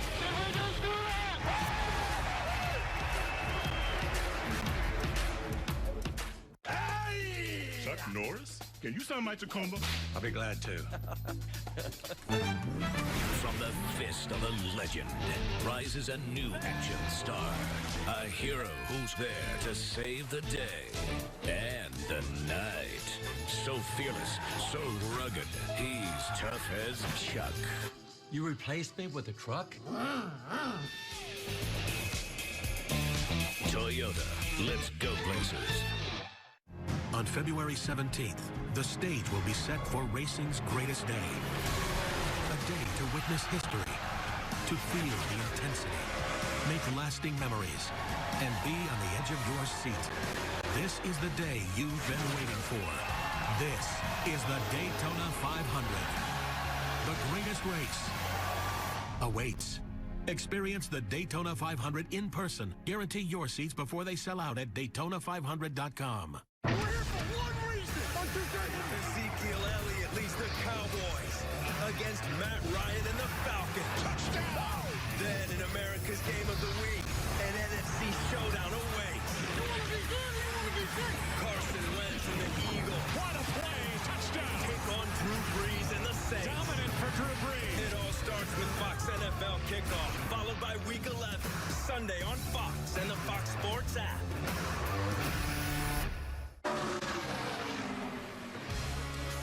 You've watched it during the commercial break. Brett Moffitt has continued to challenge Noah Gragson for the lead, but Gragson has managed to hold him off. And it's not just Moffitt sizing up Gragson. The 18 team's keeping an eye on the 16 as well. He's starting to straddle the top seam both ends, making a little bit of ground. Straddling top by 2. Good versus him. He tried to run the bottom. That's fine. You can run between the seam down there. Just can't get hung up on him. Got to be disciplined about hitting it right. The 18 still a little bit tight through the center, but you heard the spotter, Tony Hirschman. They are trying to make the 16 truck of Brett Moffitt use up his right front tire as much as possible. We'll see as we got a great battle for the lead, Alan. And silence on the radio from Brett Moffitt. Nearly this entire race, they are just coaching him on the radio. He's got a great truck, they tell him. Do not overdrive it, trying to coach him around the 18 truck right here. They've got a good truck. They want to keep it that way.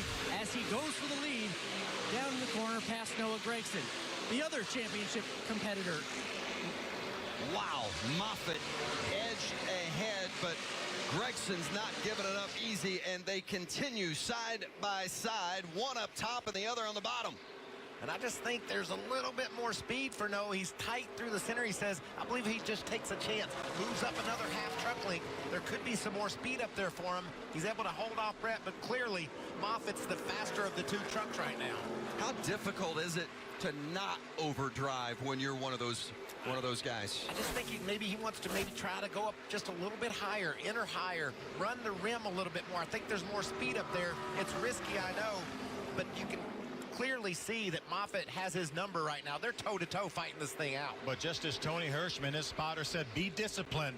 Do not get on those seams. You can straddle them, you can get above them, but do not get hung up on the seams.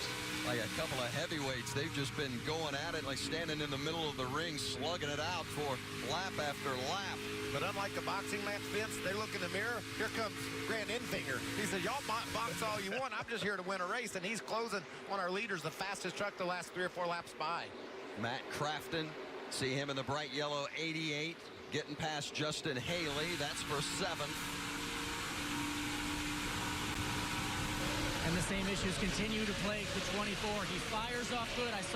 We saw him gain a few positions after that restart, but he's starting to fall back again. And guys, the laps are going to start running out here soon. That's right, Alan. And if I'm that team, I got to start thinking about taking a chance and maybe come to pit road a little early and see if you can catch a break with the caution flag flying. Remember, they have to make one more stop. Everybody's got to make another stop. Can't get to the end from here. The 51 of Harrison Burton, the 21 of Johnny Sauter. 10th and 11th. Sauter made a big change, Hermie. He's been loose all night, Vince. We've seen them run the track bar down on the right side about as far as they can. They put a spring rubber in the left rear, and guess what? The last report from Johnny Sauter is it's plowing tight. So they've gone too far on the 21.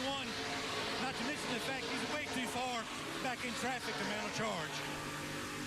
Got to be frustrating for the 2016 Series champ, Johnny Sauter. Meanwhile, at the top, it's Noah Gragson continuing to lead Brett Moffitt. Noah has a huge lead now. It's about 2.5 truck lengths. He's doubled the size of his Brett Moffitt's been underneath him, been up his tailgate. You think Noah said, thank you for going away for a minute. Let me get my breath here. Look at Grant Enfinger moving in, though. He's closed it to about a second off these guys. They've gapped the rest of the field, these three. They're up by nearly 4 seconds. Ooh, look at Moffitt. He's to the bottom. For the lead, Brett Moffitt challenging Noah Gragson again, but again, Gragson gets the drive off the corner and leads the lap. Gragson just continues to answer every shot from the 16 of Moffitt. You heard in the pit report before the race, we trained you, Noah Gragson, to go win this race. We're a championship team. We've taught you what you need to know to be champion. He's proven that he's a pretty good student right now. And Noah Gragson, even though they have not won some of the races they felt like they should have, they've won stage 1, they've won stage 2, and then not been able to close the deal in stage 3 too many times for his liking or crew chief Rudy Fugle. But Gragson said, we're confident. We believe we can come here and win. Just because we have won only once this season doesn't diminish our expectations or our confidence for this championship.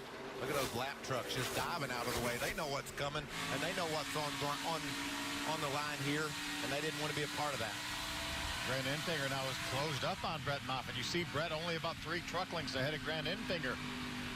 At what point does Brett, I think you're starting to see him creep up the track. At what point, Phil, does he have to run up? Oh, and look how close to the wall. And loose. Run up on the high lane to try to get a run off with the momentum. He's going to have to change something up. Been trying for 20 laps to pass him, and he can't. Take a look at our Ford track facts and Ford Championship Week. It is a special weekend here at Homestead-Miami Speedway. The Truck Series Championship tonight, Xfinity Series Championship on Saturday. The Monster Energy Cup Series title will be decided on Sunday. You can see those 6 truck wins here at Homestead, and Grant Enfinger said, I'm going to make it 7 tonight. Let me see if I can get by Brett Moffitt for second. Enfinger led the most laps tonight, did it from the pole, and now he's challenging Enfinger for second. Look at Dives that to the bottom. And gets the spot. You don't think he rode back there about a second? Oh, he got loose. Gathered it up, and Moffitt's going to try to steal it back. He's not riding anymore, is he? He's up on his horse. But maybe he rode back there about a second behind those guys while they were racing side by side for so many laps, saved his tires a little bit, then made the move. But here comes Brett fighting back on the inside, and he's going to get that spot back. Moffitt back to second. I tell you who loves watching that battle in his rearview mirror, that's Noah Gragson. The more that Moffitt has to deal with Enfinger means he's not bothering me.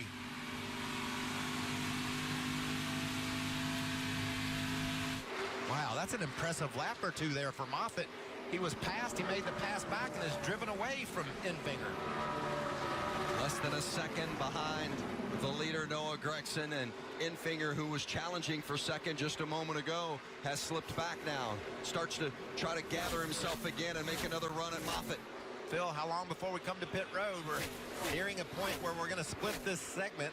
I think I'm going to pit around lap 100. I'm going to split this last stage in half, come in around lap 100. Then if the caution flag were to come out and catch me a lap down, I can take the wave around and be back on the lead lap. Or if we go green the rest of the way, I want to have fresher tires every single lap more than my competitors that I can.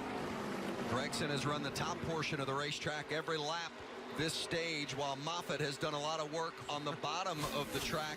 And lap after lap that Moffitt has thrown a haymaker at Gragson, Gragson has answered and has not relinquished the lead. Guys, if Brett Moffitt can get to pit road 1 lap before Noah Gragson and they have equal pit stops, that would be enough to get him the lead here that he's tried to get for the last 35 laps. This is where the decision-making of the crew chiefs starts to play a major factor. And there's one of the best right there. Rudy Fugle, a 5-time champion as a crew chief. Kyle Busch, team owner, up on the box.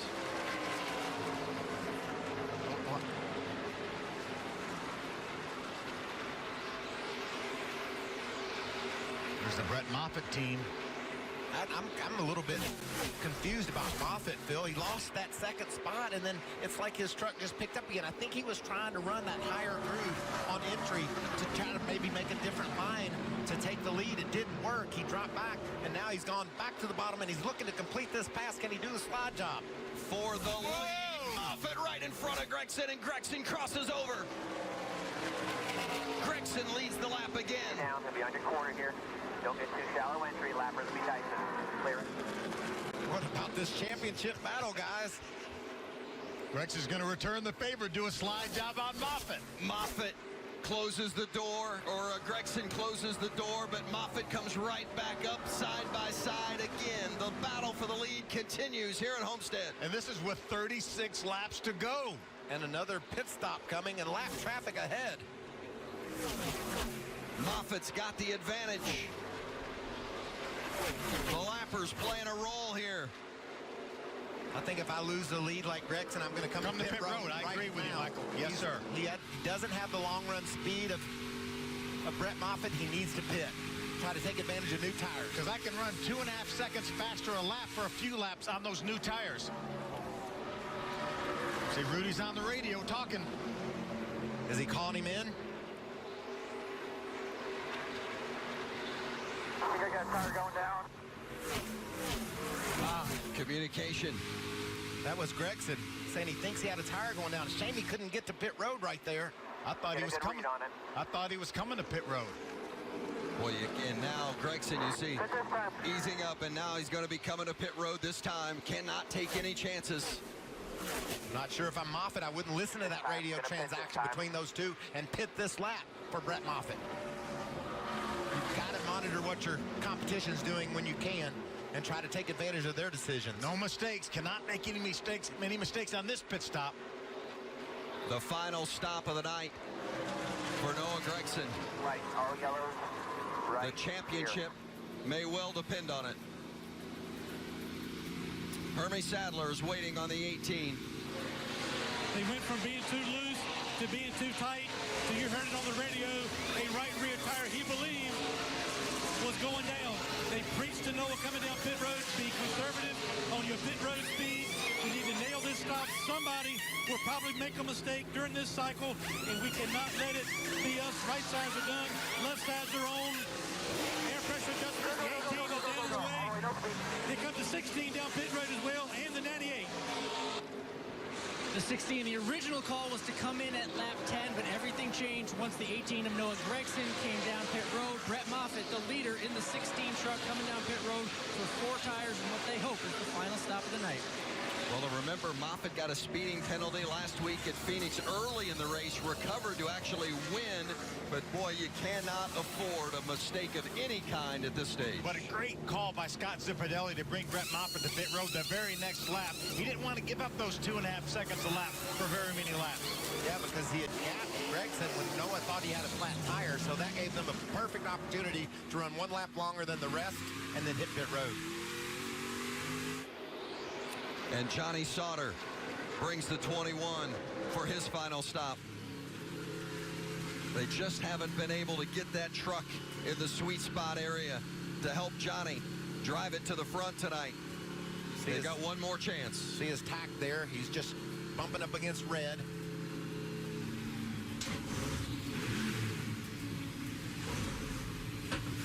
Johnny Sauter, 2 right side tires going on. You see another track bar adjustment for the 21. Backing some of that adjustment back out.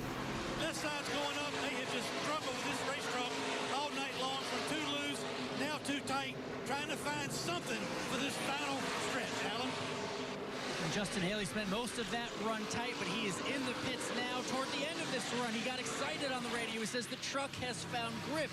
You could hear the sense coming back to him that he has a truck that can compete for this win, for this title. The crew chief just saying, be careful on this pit stop. Don't do anything wrong, and we will get out there and get you to the front of the field.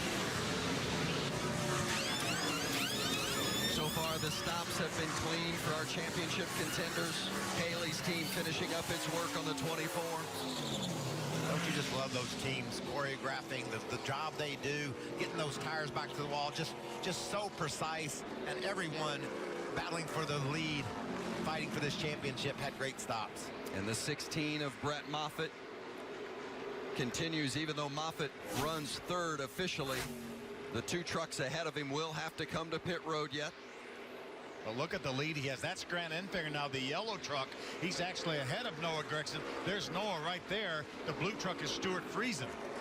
Friesen was the winner in that exchange. He caught second through fourth by about a couple seconds. So nice job by Stuart. And Moffitt with about a 3.5 second lead over Gragson.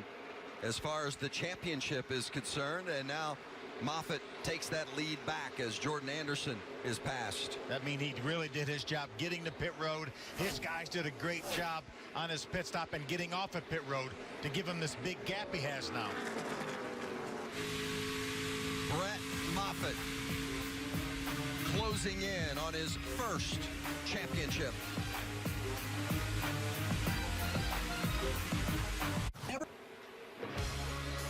Brett Moffitt continues to lead at Homestead-Miami Speedway in the Ford EcoBoost 200, the NASCAR Camping World Truck Series, the championship race, the finale in this season, and Moffitt has been out front for 36 laps. Grant Enfinger has been out front for his share, more than 30. Noah Gregson's been out front for 34. It's been a very balanced race at the front, but right now Moffitt by nearly 2 seconds. And Vince, virtual silence this entire race from Brett Moffitt on the radio. Look at those eyes. Look at the focus. That focus actually started last week in Phoenix after they won that race. People told him, Brett Moffitt told me this week, that he almost looked unhappy at Phoenix. And he said that's because he started thinking about Homestead almost immediately. That focus has gone all throughout the week and throughout this race. Nothing on the radio from him, just encouragement from his team as he tries to get this title with 22 to go, Hermie. Noah Gragson third, almost 5 seconds behind the leader, Brett Moffitt. We've heard tonight from the crew chief, Rudy Fugle, the spotter, Tony Hirschman. The pressure is building. And now we've heard from truck owner, Kyle Busch. All on you, brother. It's up to you, man. We got to dig in. You got to give us everything you got here. Just like Martinsville when you drove away from that field, man. This is up to you. They know it's desperation time for the 18. 20 to go. He's got some ground to make up, Vince. Desperation for the 18. What can he do? Phil, I'll ask that of you. And Michael, how about the leader, Brett Moffitt? He's got about a 4-second lead from a championship perspective. What should Moffitt do? Phil, first on to Gragson. I think if there's some speed up there in that last half a whip from away from the wall, Noah Gragson probably needs to go up there and see if that speed is there. We know there's speed there. We've seen it happen so many times. Kyle Larson runs with that right rear quarter panel up against the wall. That's probably the only thing he can do. Now he's 4.5 seconds behind that 16 of Brett Moffitt. He's going to have to do something with only 20 laps to go, Michael. I love what I'm seeing Brett Moffitt do right now. We've seen him dedicated to the bottom all throughout the first half of this race, but now he's searching around. I think he has a 1.5 second lead over second place, and it's given him the opportunity to feel out the higher groove, go to the bottom, go to the top. He's used different lanes all the last 5 or 6 laps, mostly running the top side. He's preparing for a late race battle to the checkered if the caution were to fly. You saw the Camping World 20 to go. Just inside of that now as Brett Moffitt leads the race and the championship. Last time he was on the wall, that time down on the apron. So he's just checking his truck out to make sure he's ready for any battle. He lost a 1/4 second that time to our second place runner, Grant Enfinger. Still has a comfortable 4.2 second lead over Noah Gragson. He knows that the battle and the war are 2 different things. He can afford possibly to lose that lead to Grant Enfinger. Doesn't want to do that, but he knows he has to keep that 18 truck behind him. There's Grant Enfinger. He's running faster laps each and every lap, guys, than Brett Moffitt is. As is Noah Gragson in this 18 truck. Last time by, the fastest truck on the track. That's been the trend lately.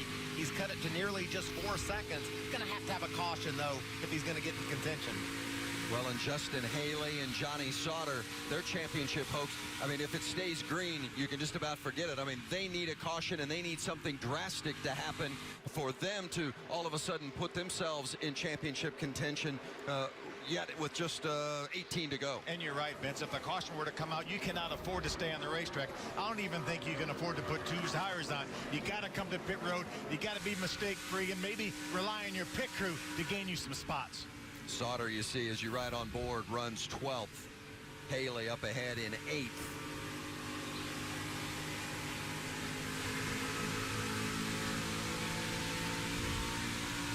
Just hasn't been the kind of night Johnny Sauter needed. Hasn't had the truck from the drop of the green flag. Was crazy loose. Then they made a big swing, took a big swing at it, and they went to the other side of the fence and now fight tight.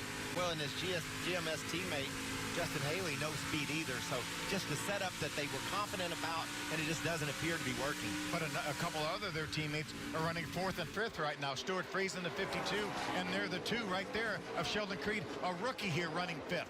Another impressive performance from the ARCA champ, Sheldon Creed. That's the line I was talking about, that maybe Noah Gragson needs to jump up there and see if there's a couple tenths up there right next to the wall. Gragson has cut that deficit down to just under 4 seconds, so he's definitely gaining. Little too late, though. Yeah, with 15 laps remaining, you can't wait any longer, can you? No, it's time to go, Vince. Put it on the fence and take a chance.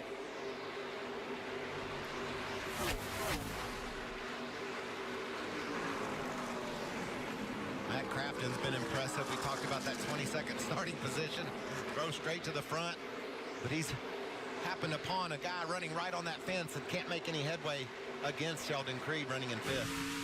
On board with the race leader, Brett Moffitt. You know, we got a good look of team owner Shiggy Hattori earlier tonight, standing on the pit box, keeping an eye on his driver and his team. Hattori, a former racer in his own right, drove in the IndyCar Series, the Indy 500, actually won a race here in Indy Lights back in the late 90s. How about that? What a great stat that is. And he is a racer. There he is, and he is passionate about this team and about this sport. We documented the very start of the show. There were times when it didn't look like they were going to have sponsorship to get to the next race, and he kept putting it together, kept coming up with sponsors. Ison is one of his major supporters. They've been on the truck a number of times this year. Shiggy Hattori really deserves a championship. And we talked about this team. I mean, this is a small team. Crew Chief Scott Zipadelli, I mean, he's a guy, he's in there working on the trucks. Less than a dozen employees working on this team to get this 16 truck to the track each week. And what Scott Zipadelli is thinking about right now is what if the caution flies? How late will they come to pit road to get 4 tires if we have a late race caution? He has to be prepared for whatever happens. Moffitt's doing his job on the track, running high, running low. Zipadelli's got to make sure that he has strategy for a late race restart. And he's watching the number of trucks on the lead lap. Right now we have 13 trucks on the lead lap. The 4 of Todd Gillen is the last truck on the lead lap. I think right now, for sure, if he thinks that we're going to have at least 5 laps of a restart, I think you got to come and put tires on. And you know what? It's never happened easy for Brett Moffitt. He's bounced around this sport for many years, even though he's just 26 years old. He's won races on late restarts. He's been up front and closed the deal. I'm sure he would love it just to remain green and cruise to the checkered, but what will happen if the caution does fly and he has to go to work? Yeah, Moffitt had never made a truck series start here at Homestead. It made a couple of cup starts, but had never made a truck series start here. And as you said, always seemed to find his way, trying to find his way. He and Scott Zipadelli worked together for the first time back in 2011 in an Xfinity Series race, and they had become good friends. And Moffitt saying he and Zipadelli are friends first, and driver and coach and crew chief second. And this would mean so much to them in their relationship as friends, much less as driver and crew chief. 10 to go for the championship, and Brett Moffitt. Well, right now, Scott Zipadelli on pins and needles, saying, please, no caution. We have a 2-second lead now over Grant Enfinger. Please, no caution. Let's just go green to the end of this thing. And not just a 2-second lead over Enfinger, but a 5-second lead over Noah Gragson for the championship. There's Zipadelli, and we talked about Gragson making some ground early, but he's beginning to lose it now as we come down to 9 to go. This is some tense time on pit road. Brett Moffitt is so focused and steady on his job, he's just reeling off laps. That team all just hope this thing goes green to the checkered.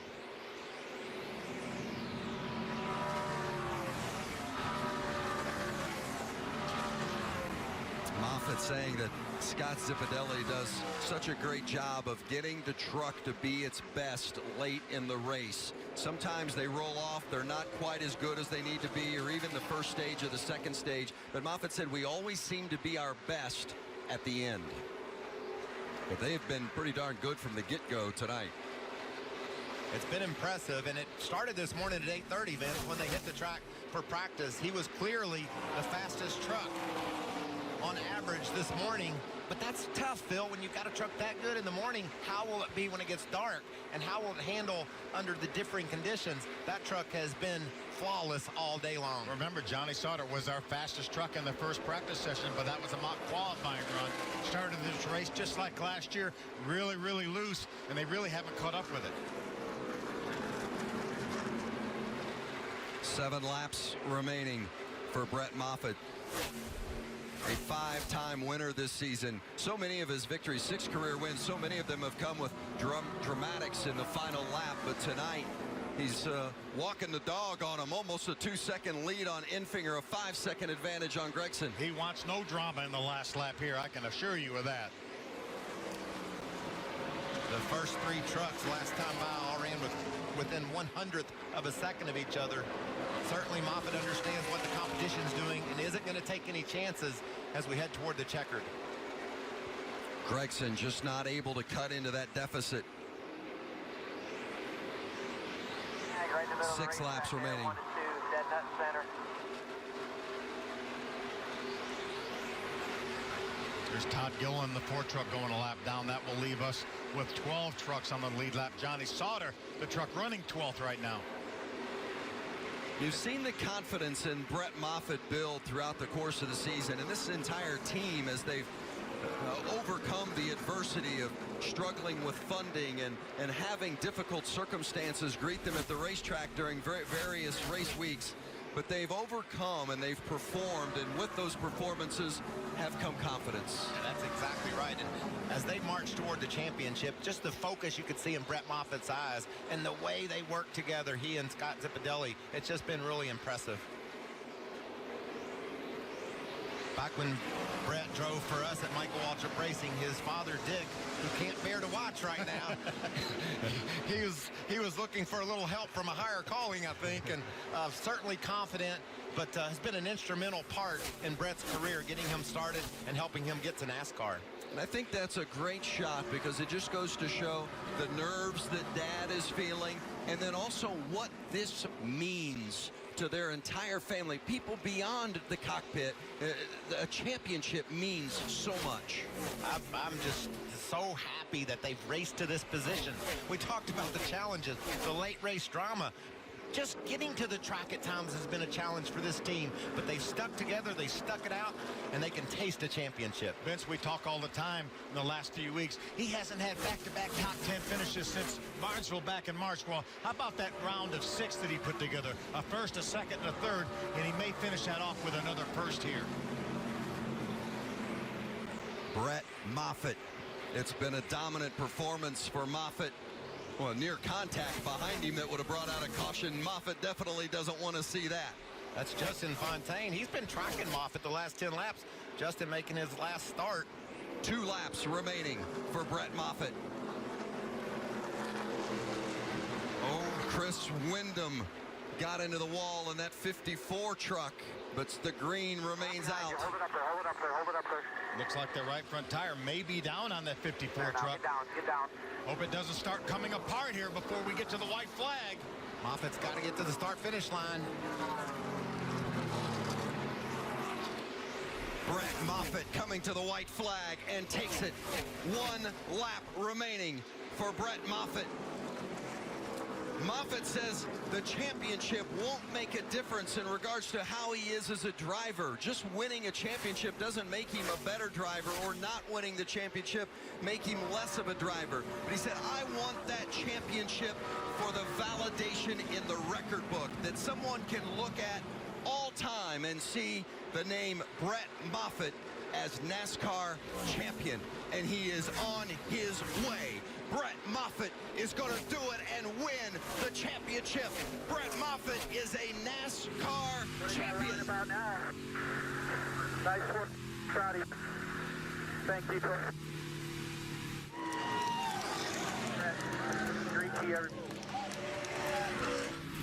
Look at that smile on his You can see how big that smile is on his face behind the shield there.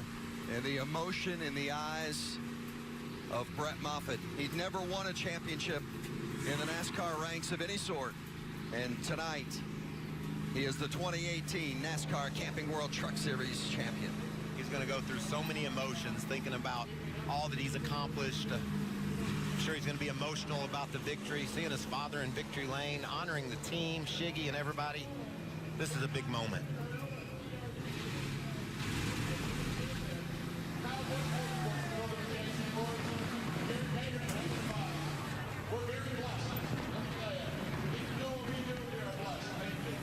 the third time that the Truck Series champion has won the season finale. Got to go all the way back to 1999, the last time it happened with Jack Sprague.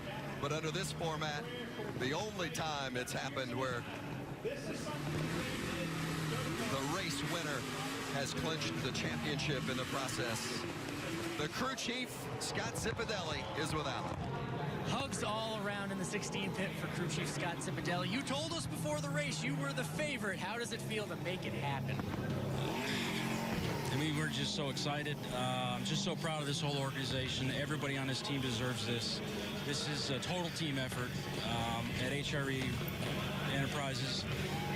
And we couldn't have done it without Toyota TRD support. They've stuck behind us, and the farther along we got in the season, the better we did.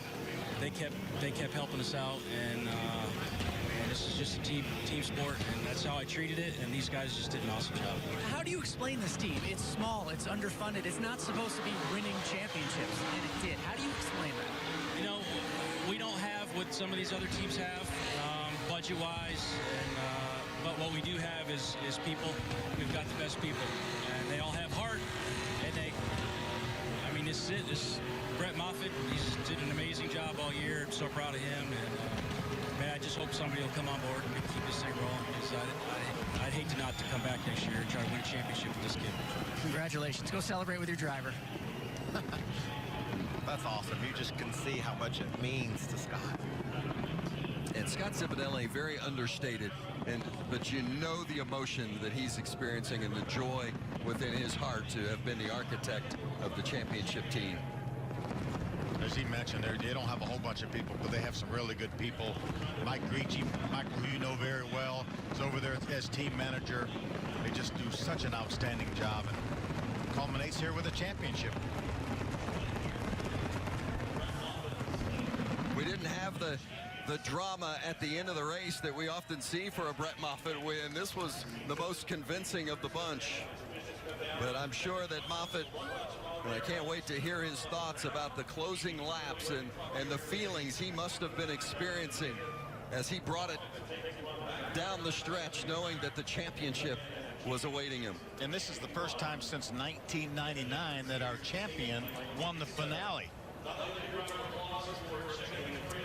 And when you have joy, you also have the pain of not winning the championship, and Noah Gragson feels that. You put him in a position, though, Vince. He's got to be proud of that.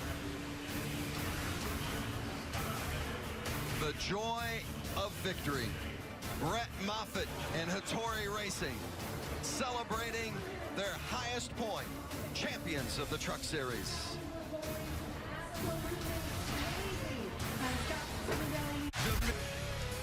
The dejection of not getting it done. Noah Gragson said he wanted to win the championship more for those around him, for those that had given him an opportunity, people like team owner Kyle Busch. But tonight wasn't the night, because it belonged to the driver of that machine, and that is Brett Moffitt. Moffitt led the most laps tonight, 59 laps en route to his 6th win of the season and the championship. Meanwhile, Hermie is with Noah Gragson.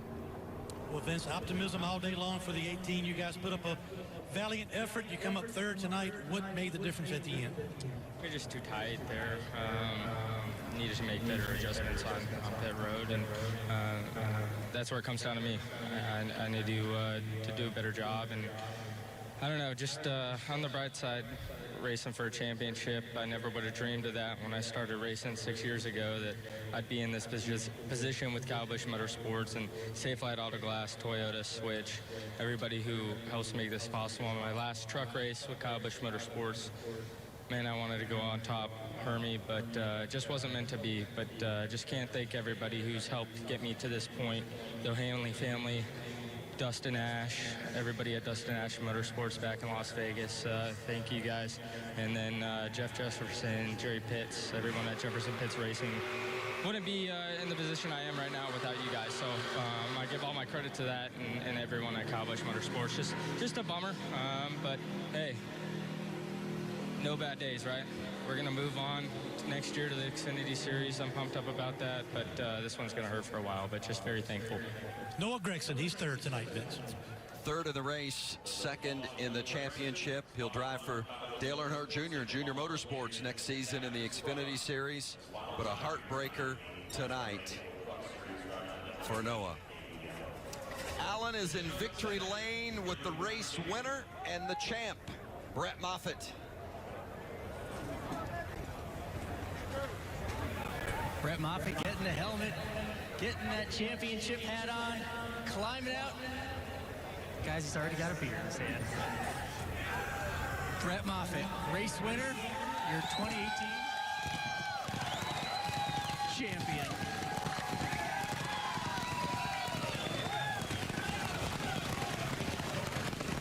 Brett, you're already taking a nice cold drink. What was that last run like? We barely heard from you on the radio at all, but we could see it in your eyes. What was that last run like for you? That was the longest 20, 30 laps of my life, but man, I'm glad we could get to the white flag there without a caution and have clean sailing. We had a great Toyota Tundra all day. I just got to thank Ison and Shigetori, TRD, everybody at TRD and how hard they worked for us this last month. They've given us everything possible to make these things fast. And tonight we were able to win the race and win the championship. So, how do you explain all this? This team, underfunded, small team, continue to win races and now a championship. How do you explain that as a driver? it's unreal. You know, we all know the story by now where we didn't know if we were going to race the full year. I didn't know if I was going to have the opportunity to compete for a championship even after we got our first win. And everyone pulled together hard here. You know, back at Chicago, we didn't know if we were going to make it to the racetrack, and Marcus with Freight Auction stepped up and got us there. And we've had many partners like that and iRacing all year long that came in at clutch moments and got us to the racetrack when we needed to. We just saw the battle with Noah Gragson. That was the pivotal moment in this race. You had him, you backed off, then you went up and got him again. How did that happen? I just got the tires a little too hot when I was trying to get inside of him the first time. I didn't probably commit hard enough to the move. And then I kind of let him cool down. I ran the top, tried to get some momentum, and he was kind of backing up, and we could still run the bottom really well, which is unusual for Homestead, but I'll take it. Keeping that mustache now? Is that the lucky mustache? I don't know. I think it's going its own way. That's a championship mustache, guys. That's probably the best tasting beer he's ever had in his young life. Wouldn't you say, Phil? Absolutely. 26 years old. Brett Moffitt from Iowa, and has had many highlights in his young career, but none quite as high as this one. The pinnacle of the Truck Series championship. Finishes up with his 6th win of the season. And doesn't have a ride yet for next year. Doesn't have a deal put together. And boy, if there's anybody that deserves one, I think Brett Moffitt showed tonight he's worth anyone's investment. Yeah, what an outstanding season by that entire team, Brett. We knew that Brett Moffitt had the talent as a driver, but we paired him with Scott Zipadelli and Mike Gragson and all the guys over there with Shigetori, and they made some magic. Brett Moffitt from Grimes, Iowa, celebrating tonight in South Florida. He's the Camping World Truck Series champion for 2018. He did it in dominating fashion. He raises his hand as the champ. He'll celebrate it forever.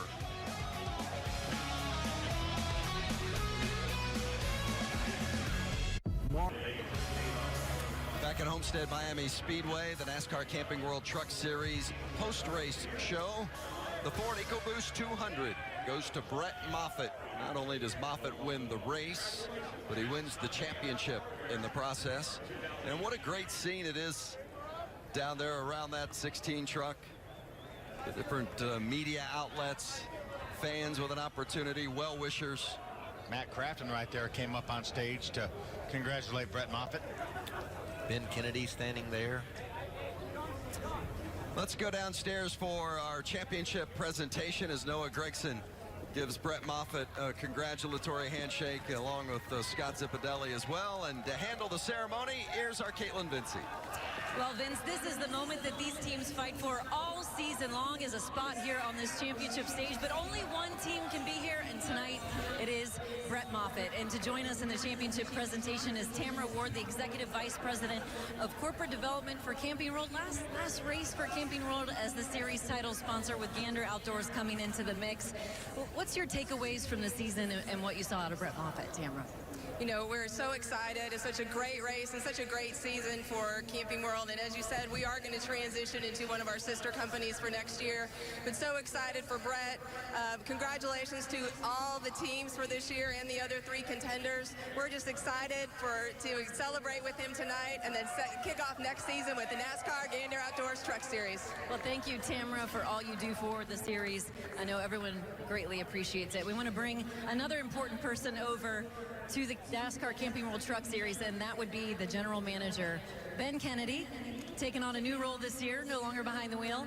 Why don't you kick us off this championship presentation, Ben? Sure. Brett Moffitt, you have excelled throughout the regular season, especially throughout the playoffs and tonight in the championship race. And we're proud to call you our 2018 NASCAR Camping World Truck Series champion. Congratulations to you and to the Hattori Racing team.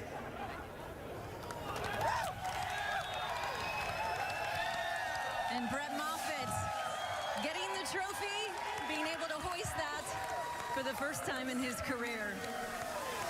He is the 2018 NASCAR Camping World Truck Series champion. And Brett, come on over here. Can you put into words as a competitor what this moment is like for you being able to capture this title? Not really. I don't think it's sunk in. You know, everything we've battled through this year, just first of all, getting this opportunity late in the off season and parlaying that into a championship is truly amazing. And everything this team's been through and battled through, it just shows how good of people we have here. And I don't think people understand exactly the stresses we went through throughout the season, but everyone kept their head down, worked hard, and made the truck better each week, and whether they knew we were going to the racetrack or not. So it just speaks for everyone here that Shiggy's put together. And I see an important person to you behind you, your father. What's it mean to you to have all the support of your family, your friends, and kind of experiencing and sharing this moment with you, Brett? Yeah, I'll tell you afterwards. I don't know. No, it's great that everyone can be here. You know, everyone, there's so many people here down to my left that have meant so much to me in my career, and I certainly wouldn't be where I am without them. And every person's come along in my life at the right time to make things happen, it seems. I've been through a lot of struggles, but this is all worth it. You mentioned the right people helping you at the time. Shiggy Hattori, your team owner, being one of them. Talk about what it's been like to make this run for the championship for a man like him and the small run organization that is Hattori. It means a lot. You know, Shiggy Hattori is obviously, I'm guessing, the first Japanese owner to win a championship in NASCAR, which says a lot in its own, and obviously he sees the interest in making this a business and travels back and forth nonstop to Japan working on sponsorship deals and partners for our race team, and no one works harder in the garage than him as far as securing funding, and you know, just to be able to not only win 6 races for him, but to take him home a championship is an honor. Well, congratulations to you. Enjoy this moment as the new 2018 NASCAR Camping World Truck Series champion. Vince? Thank you, Caitlin, and so great to see the Hattori Racing team celebrating there in Victory Lane. And as Brett mentioned, Shiggy Hattori has done so much and put forth so much effort, the constant trips back and forth to Japan. I mean, it really is a great story about this small team that has dug deep and tonight reaches the pinnacle. And for sure, in addition to Shiggy Hattori, all the guys, I mean, it's a small team, as you mentioned. They don't have that many mechanics and people work on these trucks. So those guys had to put in a lot of hours. We mentioned earlier, the general manager, Mike Grieche, didn't even get to go to Phoenix because they had to stay back to help get this truck ready for Homestead. And gosh, it really paid off for them. You know, and they bounced back from motor to motor. We had some different engine issues in 2018, and they were able to overcome that. They overcome every hurdle that they were faced with, and I just love the passion and the heart of this team and how much Toyota has meant to the truck series. They've really used the truck series to market their brands, and for Brett to be able to drive that Tundra into Victory Lane, and saw a couple of the Toyota executives there in Victory Lane, Bob Carter and Ed Laukus. I know this is a big moment for them because they know what all that team went through to get to this point. Well, and as Brett Moffitt and company celebrate and raise the trophy and get the pictures taken and the swigs of beer and all the enjoyment that comes along with being a champion. There's the other side as well, the heartbreak, and Hermie Sadler is with one of them. Well, what a season it was for Justin Haley, especially the second half. You guys raced your way all the way to the brink of a championship, but tonight you finished 8th. What did you not have that you needed with this Chevrolet? Yeah, we had really good fire-off speed in our Fraternal War of Eagles GMS Chevrolet. So, I don't know, about 7-8 laps into a run, we really pay the price and the tires would go away. So, just missed it a little bit on setup, but heck of a season for everyone at GMS. It's more than I could have asked for, so almost a dream season, but I'm just really proud of everyone. And at Fraternal War of Eagles for giving me this opportunity, and GMS Racing for developing me and taking me in after a few years in K&N. So it's not what we wanted, but still going to hang our heads high and go to Daytona. I know the disappointment right now is you're not getting that big trophy, but when everything settles down, what will you take from this season as you move forward in your career? Yeah, I mean, we built our team and you know, Kevin Belcourt and everyone. We just really built a good team, and I think that really what led to this championship run. So I told everyone at Daytona I just wanted the opportunity in the Final Four, and you just give me a Homestead, I'll try my best. So I'm not the best at banging the boards either. Probably lacked a little bit there. So I'm going to say my best track. So to make a championship run is hard for me, but I'm still really proud of everyone.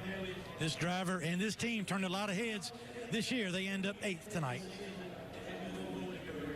Well, certainly nothing to be ashamed of for Justin Haley or any of the drivers, including Matt Crafton, who had a very solid run tonight inside the top 10.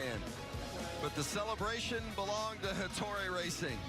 Brett Moffitt lifts the trophy as champ. Thanksgiving. Well, Brett Moffitt feasted on him tonight here at the Ford EcoBoost 200. He led a race-high 59 laps en route to the victory, and there was no real challenge late in the race for Gragson. And he just needed to avoid disaster, needed to avoid a late caution, and all of those things happened, and he cruised to victory. Rarely does it all happen like that in NASCAR. You always have to overcome adversity. Nobody's been better. We've talked about it at overcoming trials and tribulations than this team and Brett Moffitt. So it's kind of fitting that he got to make a little long run to the checkered flag. What a great battle he had. You mentioned it, lap after lap with Noah Gragson. Finally was able to get by him. And what a terrific call by Scott Zipadelli to bring him to pit road when he did, right after Noah Gragson came to pit road. Remember, he only won this race by about 2 seconds over Grant Enfinger. If he stayed out one more lap, that lap would have been over 2 seconds slower than the lap with new tires. He might not have been here in victory lane. Back-to-back wins for Moffitt. He won last week at ISM Raceway, and he does it again tonight here at Homestead-Miami Speedway. And you see the fewest starts by a Truck Series champion. Brett Moffitt wins the title in just his 36th Truck Series start. And remember, Mike Skinner was the very first season, 1995, of the Truck Series. Nobody had any starts prior to 1995.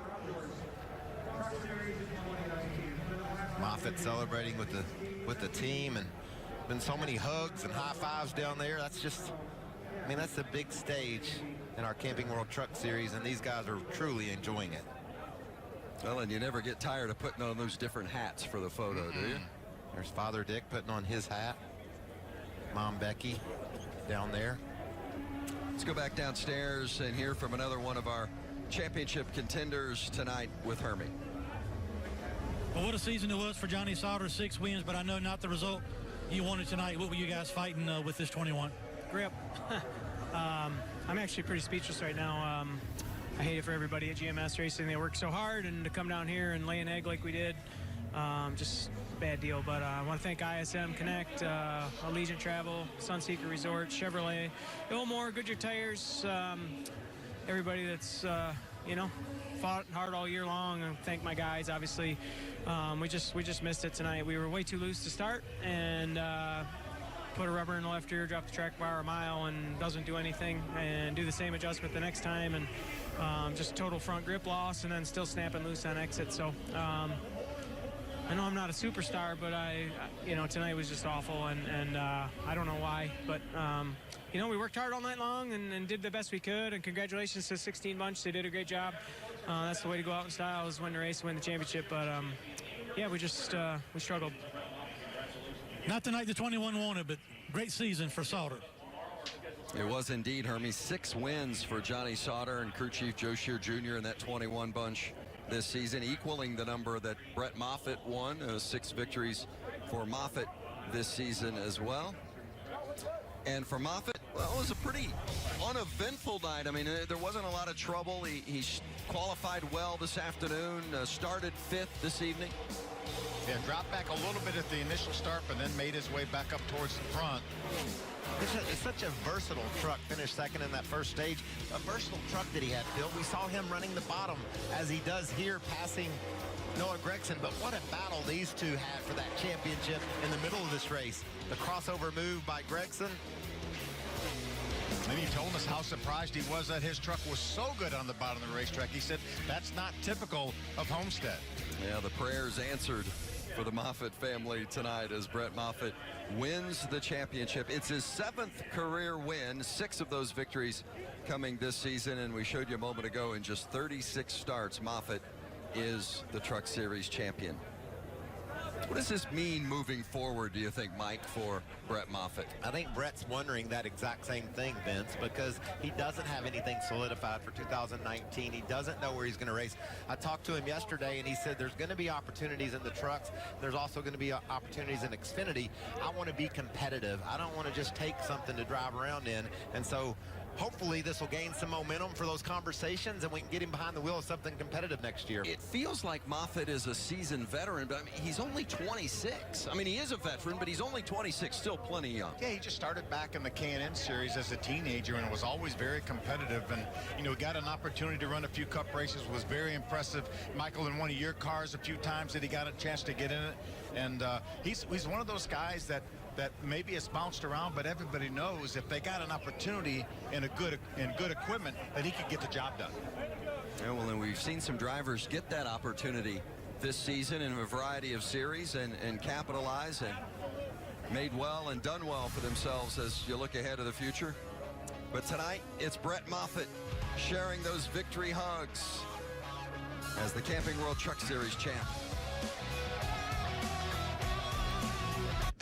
November is an exciting month on NASCAR Race Up. We'll celebrate a champion and we'll honor the winners of our Race Up Fans Choice Awards. Lock into FS1 and NASCAR Race Up on Monday, November 26th to see which drivers and crew chiefs will be taking home this year's prestigious Hubby Award that you, the fans, voted on. Don't forget the popcorn. NASCAR Race Up's Fans Choice Awards, Monday, November 26th, 6 p.m. Eastern, only on FS1. Yeah, really looking forward to that. As you saw, the NASCAR Race Hub Fans Choice Awards coming up on Monday, November 26th, 6 p.m. Eastern on FS1. It's a fun show. They've done a nice job of that. Sure. It's going to be quite the soiree, too, this Fans Choice Awards show. Going to get all dressed up and celebrate the 2018 fan choices. Well, and when it comes to biggest wins of the season, you got to put this one right up there because Brett Moffitt came out and we talked about you don't have to win the race to necessarily win the championship, whether it's tonight or tomorrow in the Xfinity or Sunday in the Monster Energy Cup Series, but to control your own destiny, go out and do it and win it. And Moffitt did just that. It's so impressive for Brett Moffitt and company today. Hey, another impressive performance by a couple of rookies. We talked about it during the course of the race. Myatt Snyder and Todd Gilliland in a nice battle for the Rookie of the Year. And Myatt Snyder is the winner of that competition. Myatt Snyder, the NASCAR Camping World Truck Series Rookie of the Year, visiting with Hermie. Well, we started to see a lot of Myatt Snyder in the 13 truck up towards the front, especially the second half of the season. And you cap off your season with a Rookie of the Year title. Congratulations. What does winning an award like this at this level of NASCAR mean to you? It's just an awesome honor, honestly. This is the third Rookie of the Year with 2 different manufacturers for ThorSport Racing. So, I can't say enough about this whole group that I've worked with all year. We've had some good runs, we've had some bad runs, ups and downs for sure, but we've learned as a team, and that's what we're supposed to do. That's what I'm supposed to do in my rookie year. So, I'm just you know, I'm just so proud of everybody. We've got great partners like Tenda, Louisiana Hot Sauce, Ford Performance, Farm Paint, Carolina Nut Company, all these guys who helped us out make this year possible. And they just did so much for us. So hopefully we'll be able to run next year and be just as strong, if not stronger, and make the championship floor, hopefully. What made the difference for you in your race team? Seemed like when you guys started clicking, you started to find yourself up towards the front more and more often. What made the big difference for you as you ended this season this strong? Yeah, absolutely. I think it's just my crew chief learned how I drive. You know, I was learning which trucks we needed to take to which tracks, because we kind of started with a little bit of a blank slate per se. So yeah, it's just we really learned a lot. We wrote down a lot of notes throughout the year, and I think it definitely showed and paid off. So yeah, we worked really hard, and I think we'll be even faster the next couple, hopefully next year. That's Mike Snyder. He's a 2018 Camping World Series Rookie of the Year. And I just love how Myatt Snyder just got better. And that's what a rookie's supposed to do. He's supposed to get better as he learns, as he's congratulated by his dad, Marty, right there. And he did that. He piled up those top 5 finishes, top 10 finishes right towards the end of the year. You know what I love, Phil? He was second at Talladega, the biggest, fastest track. He was third, top 3 at Martinsville, the littlest track. That shows versatility. That talks about his learning process throughout the year to be that competitive near the end of the season. The celebration continues for the champ, Brett Moffitt. When we come back, we'll visit with Moffitt about his championship performance. Brett Moffitt celebrating. It's a champagne celebration for Hattori Racing. The race winner and the series champion. The final series champion is the Camping World Truck Series. It'll be the Ganders Outdoor Series next year. So Brett, unconventional of removing the cork there, but he's double fisting it, Vince. Got to take measures into your own hands when you're trying to go 2. Oh, what a trip. It's so fun to see you celebrate, Brett. Congratulations on the championship. What's going through your mind the last couple of laps during that race? Just that was the longest 12 laps of my life. The spotter was counting it down every lap, and it couldn't get there soon enough. And then I saw a piece of trash in turn 1, and I was like, man, if a caution comes out now, I'm really going to be bummed. But we had a really good icing group Toyota Tundra all day, and it just it shows how hard these guys work. This is the first race that we've, led majority of it or been up front for most of it, and they brought the best piece to Homestead. So I can't thank them enough here at HRE. Brett, I remember back, you as a teenager, I remember back in 2012, you had an opportunity at Rockingham to win the K&N championship. You had an issue on the last lap. Was that going through your mind with a lap or 2 to go? No. Good. No. Good. No, I'm a different guy today than I was back then, and I'm in different race cars. Same team owner, but a hell of a lot better race cars or trucks, may I say. But these guys, they work so hard, and Scott Zipadelli and the guys gave me a great Tundra today, and it's fun to be able to win like that. Well, Brett, let me be the first to congratulate you as the first Golf Guys Tour champion in NASCAR. That's got to be a great feeling. But I must ask you a question. Yeah, nice. Yeah, thank you. You've won in dramatic fashion every race you've won. You had to feel like that caution was going to come, because that's the way you've been doing things. I was praying that it wouldn't. I didn't want any drama here. I just wanted a party. I love it. And it sounds like you might have some beer back at the bus. You mind if we come over? Hell yeah, come on. We're proud of you, buddy. Hey, you mentioned that, the K&N, you've been with the same team for so long. I know that you and Scott Zipadelli, long relationship. What's it mean to kind of bring it all together and celebrate as champions with the history that you guys have together? Yeah, I mean, working with Scott, every time we get together, it seems to be a successful pairing, and this year was no easy feat on and off the track, and everything we went through, I don't think people understand to the extent of how serious everything was, but these 10 employees we have at HRE full-time, no matter what the circumstance was, they built me race-winning Tundras. Chicago, we didn't know if we were going to the racetrack, and Freight Auction stepped up and got us there, and we got to victory lane at Chicago. So that just shows their determination and their passion, and everyone that Shiggy Hattori's put together, and Scott guides them in the right direction, and it's good to get a championship for them. Otherwise, we had a good year regardless, but championship really puts the exclamation point on it. Yeah, Brett, I saw your mom and dad in victory lane. I know they were instrumental, obviously, in getting your career started. How cool was it to celebrate with your parents? I don't think I've even talked to them really yet. We'll get there, though. I mean, they've been so supportive in my career. I don't come from a racing background, but they've been great life coaches all through my life. And at a young age, I probably took it for granted, but now that I'm getting older and a little bit wiser, it's every information they give me is a blessing, and I just can't be thankful enough for what they do for me. Well, congratulations, Brett. So happy for you. Brett Moffitt is the NASCAR Camping World Truck Series champ for 2018. Well done, and that will live in the record books forever. Congratulations. Congratulations, bud. Way to go, buddy.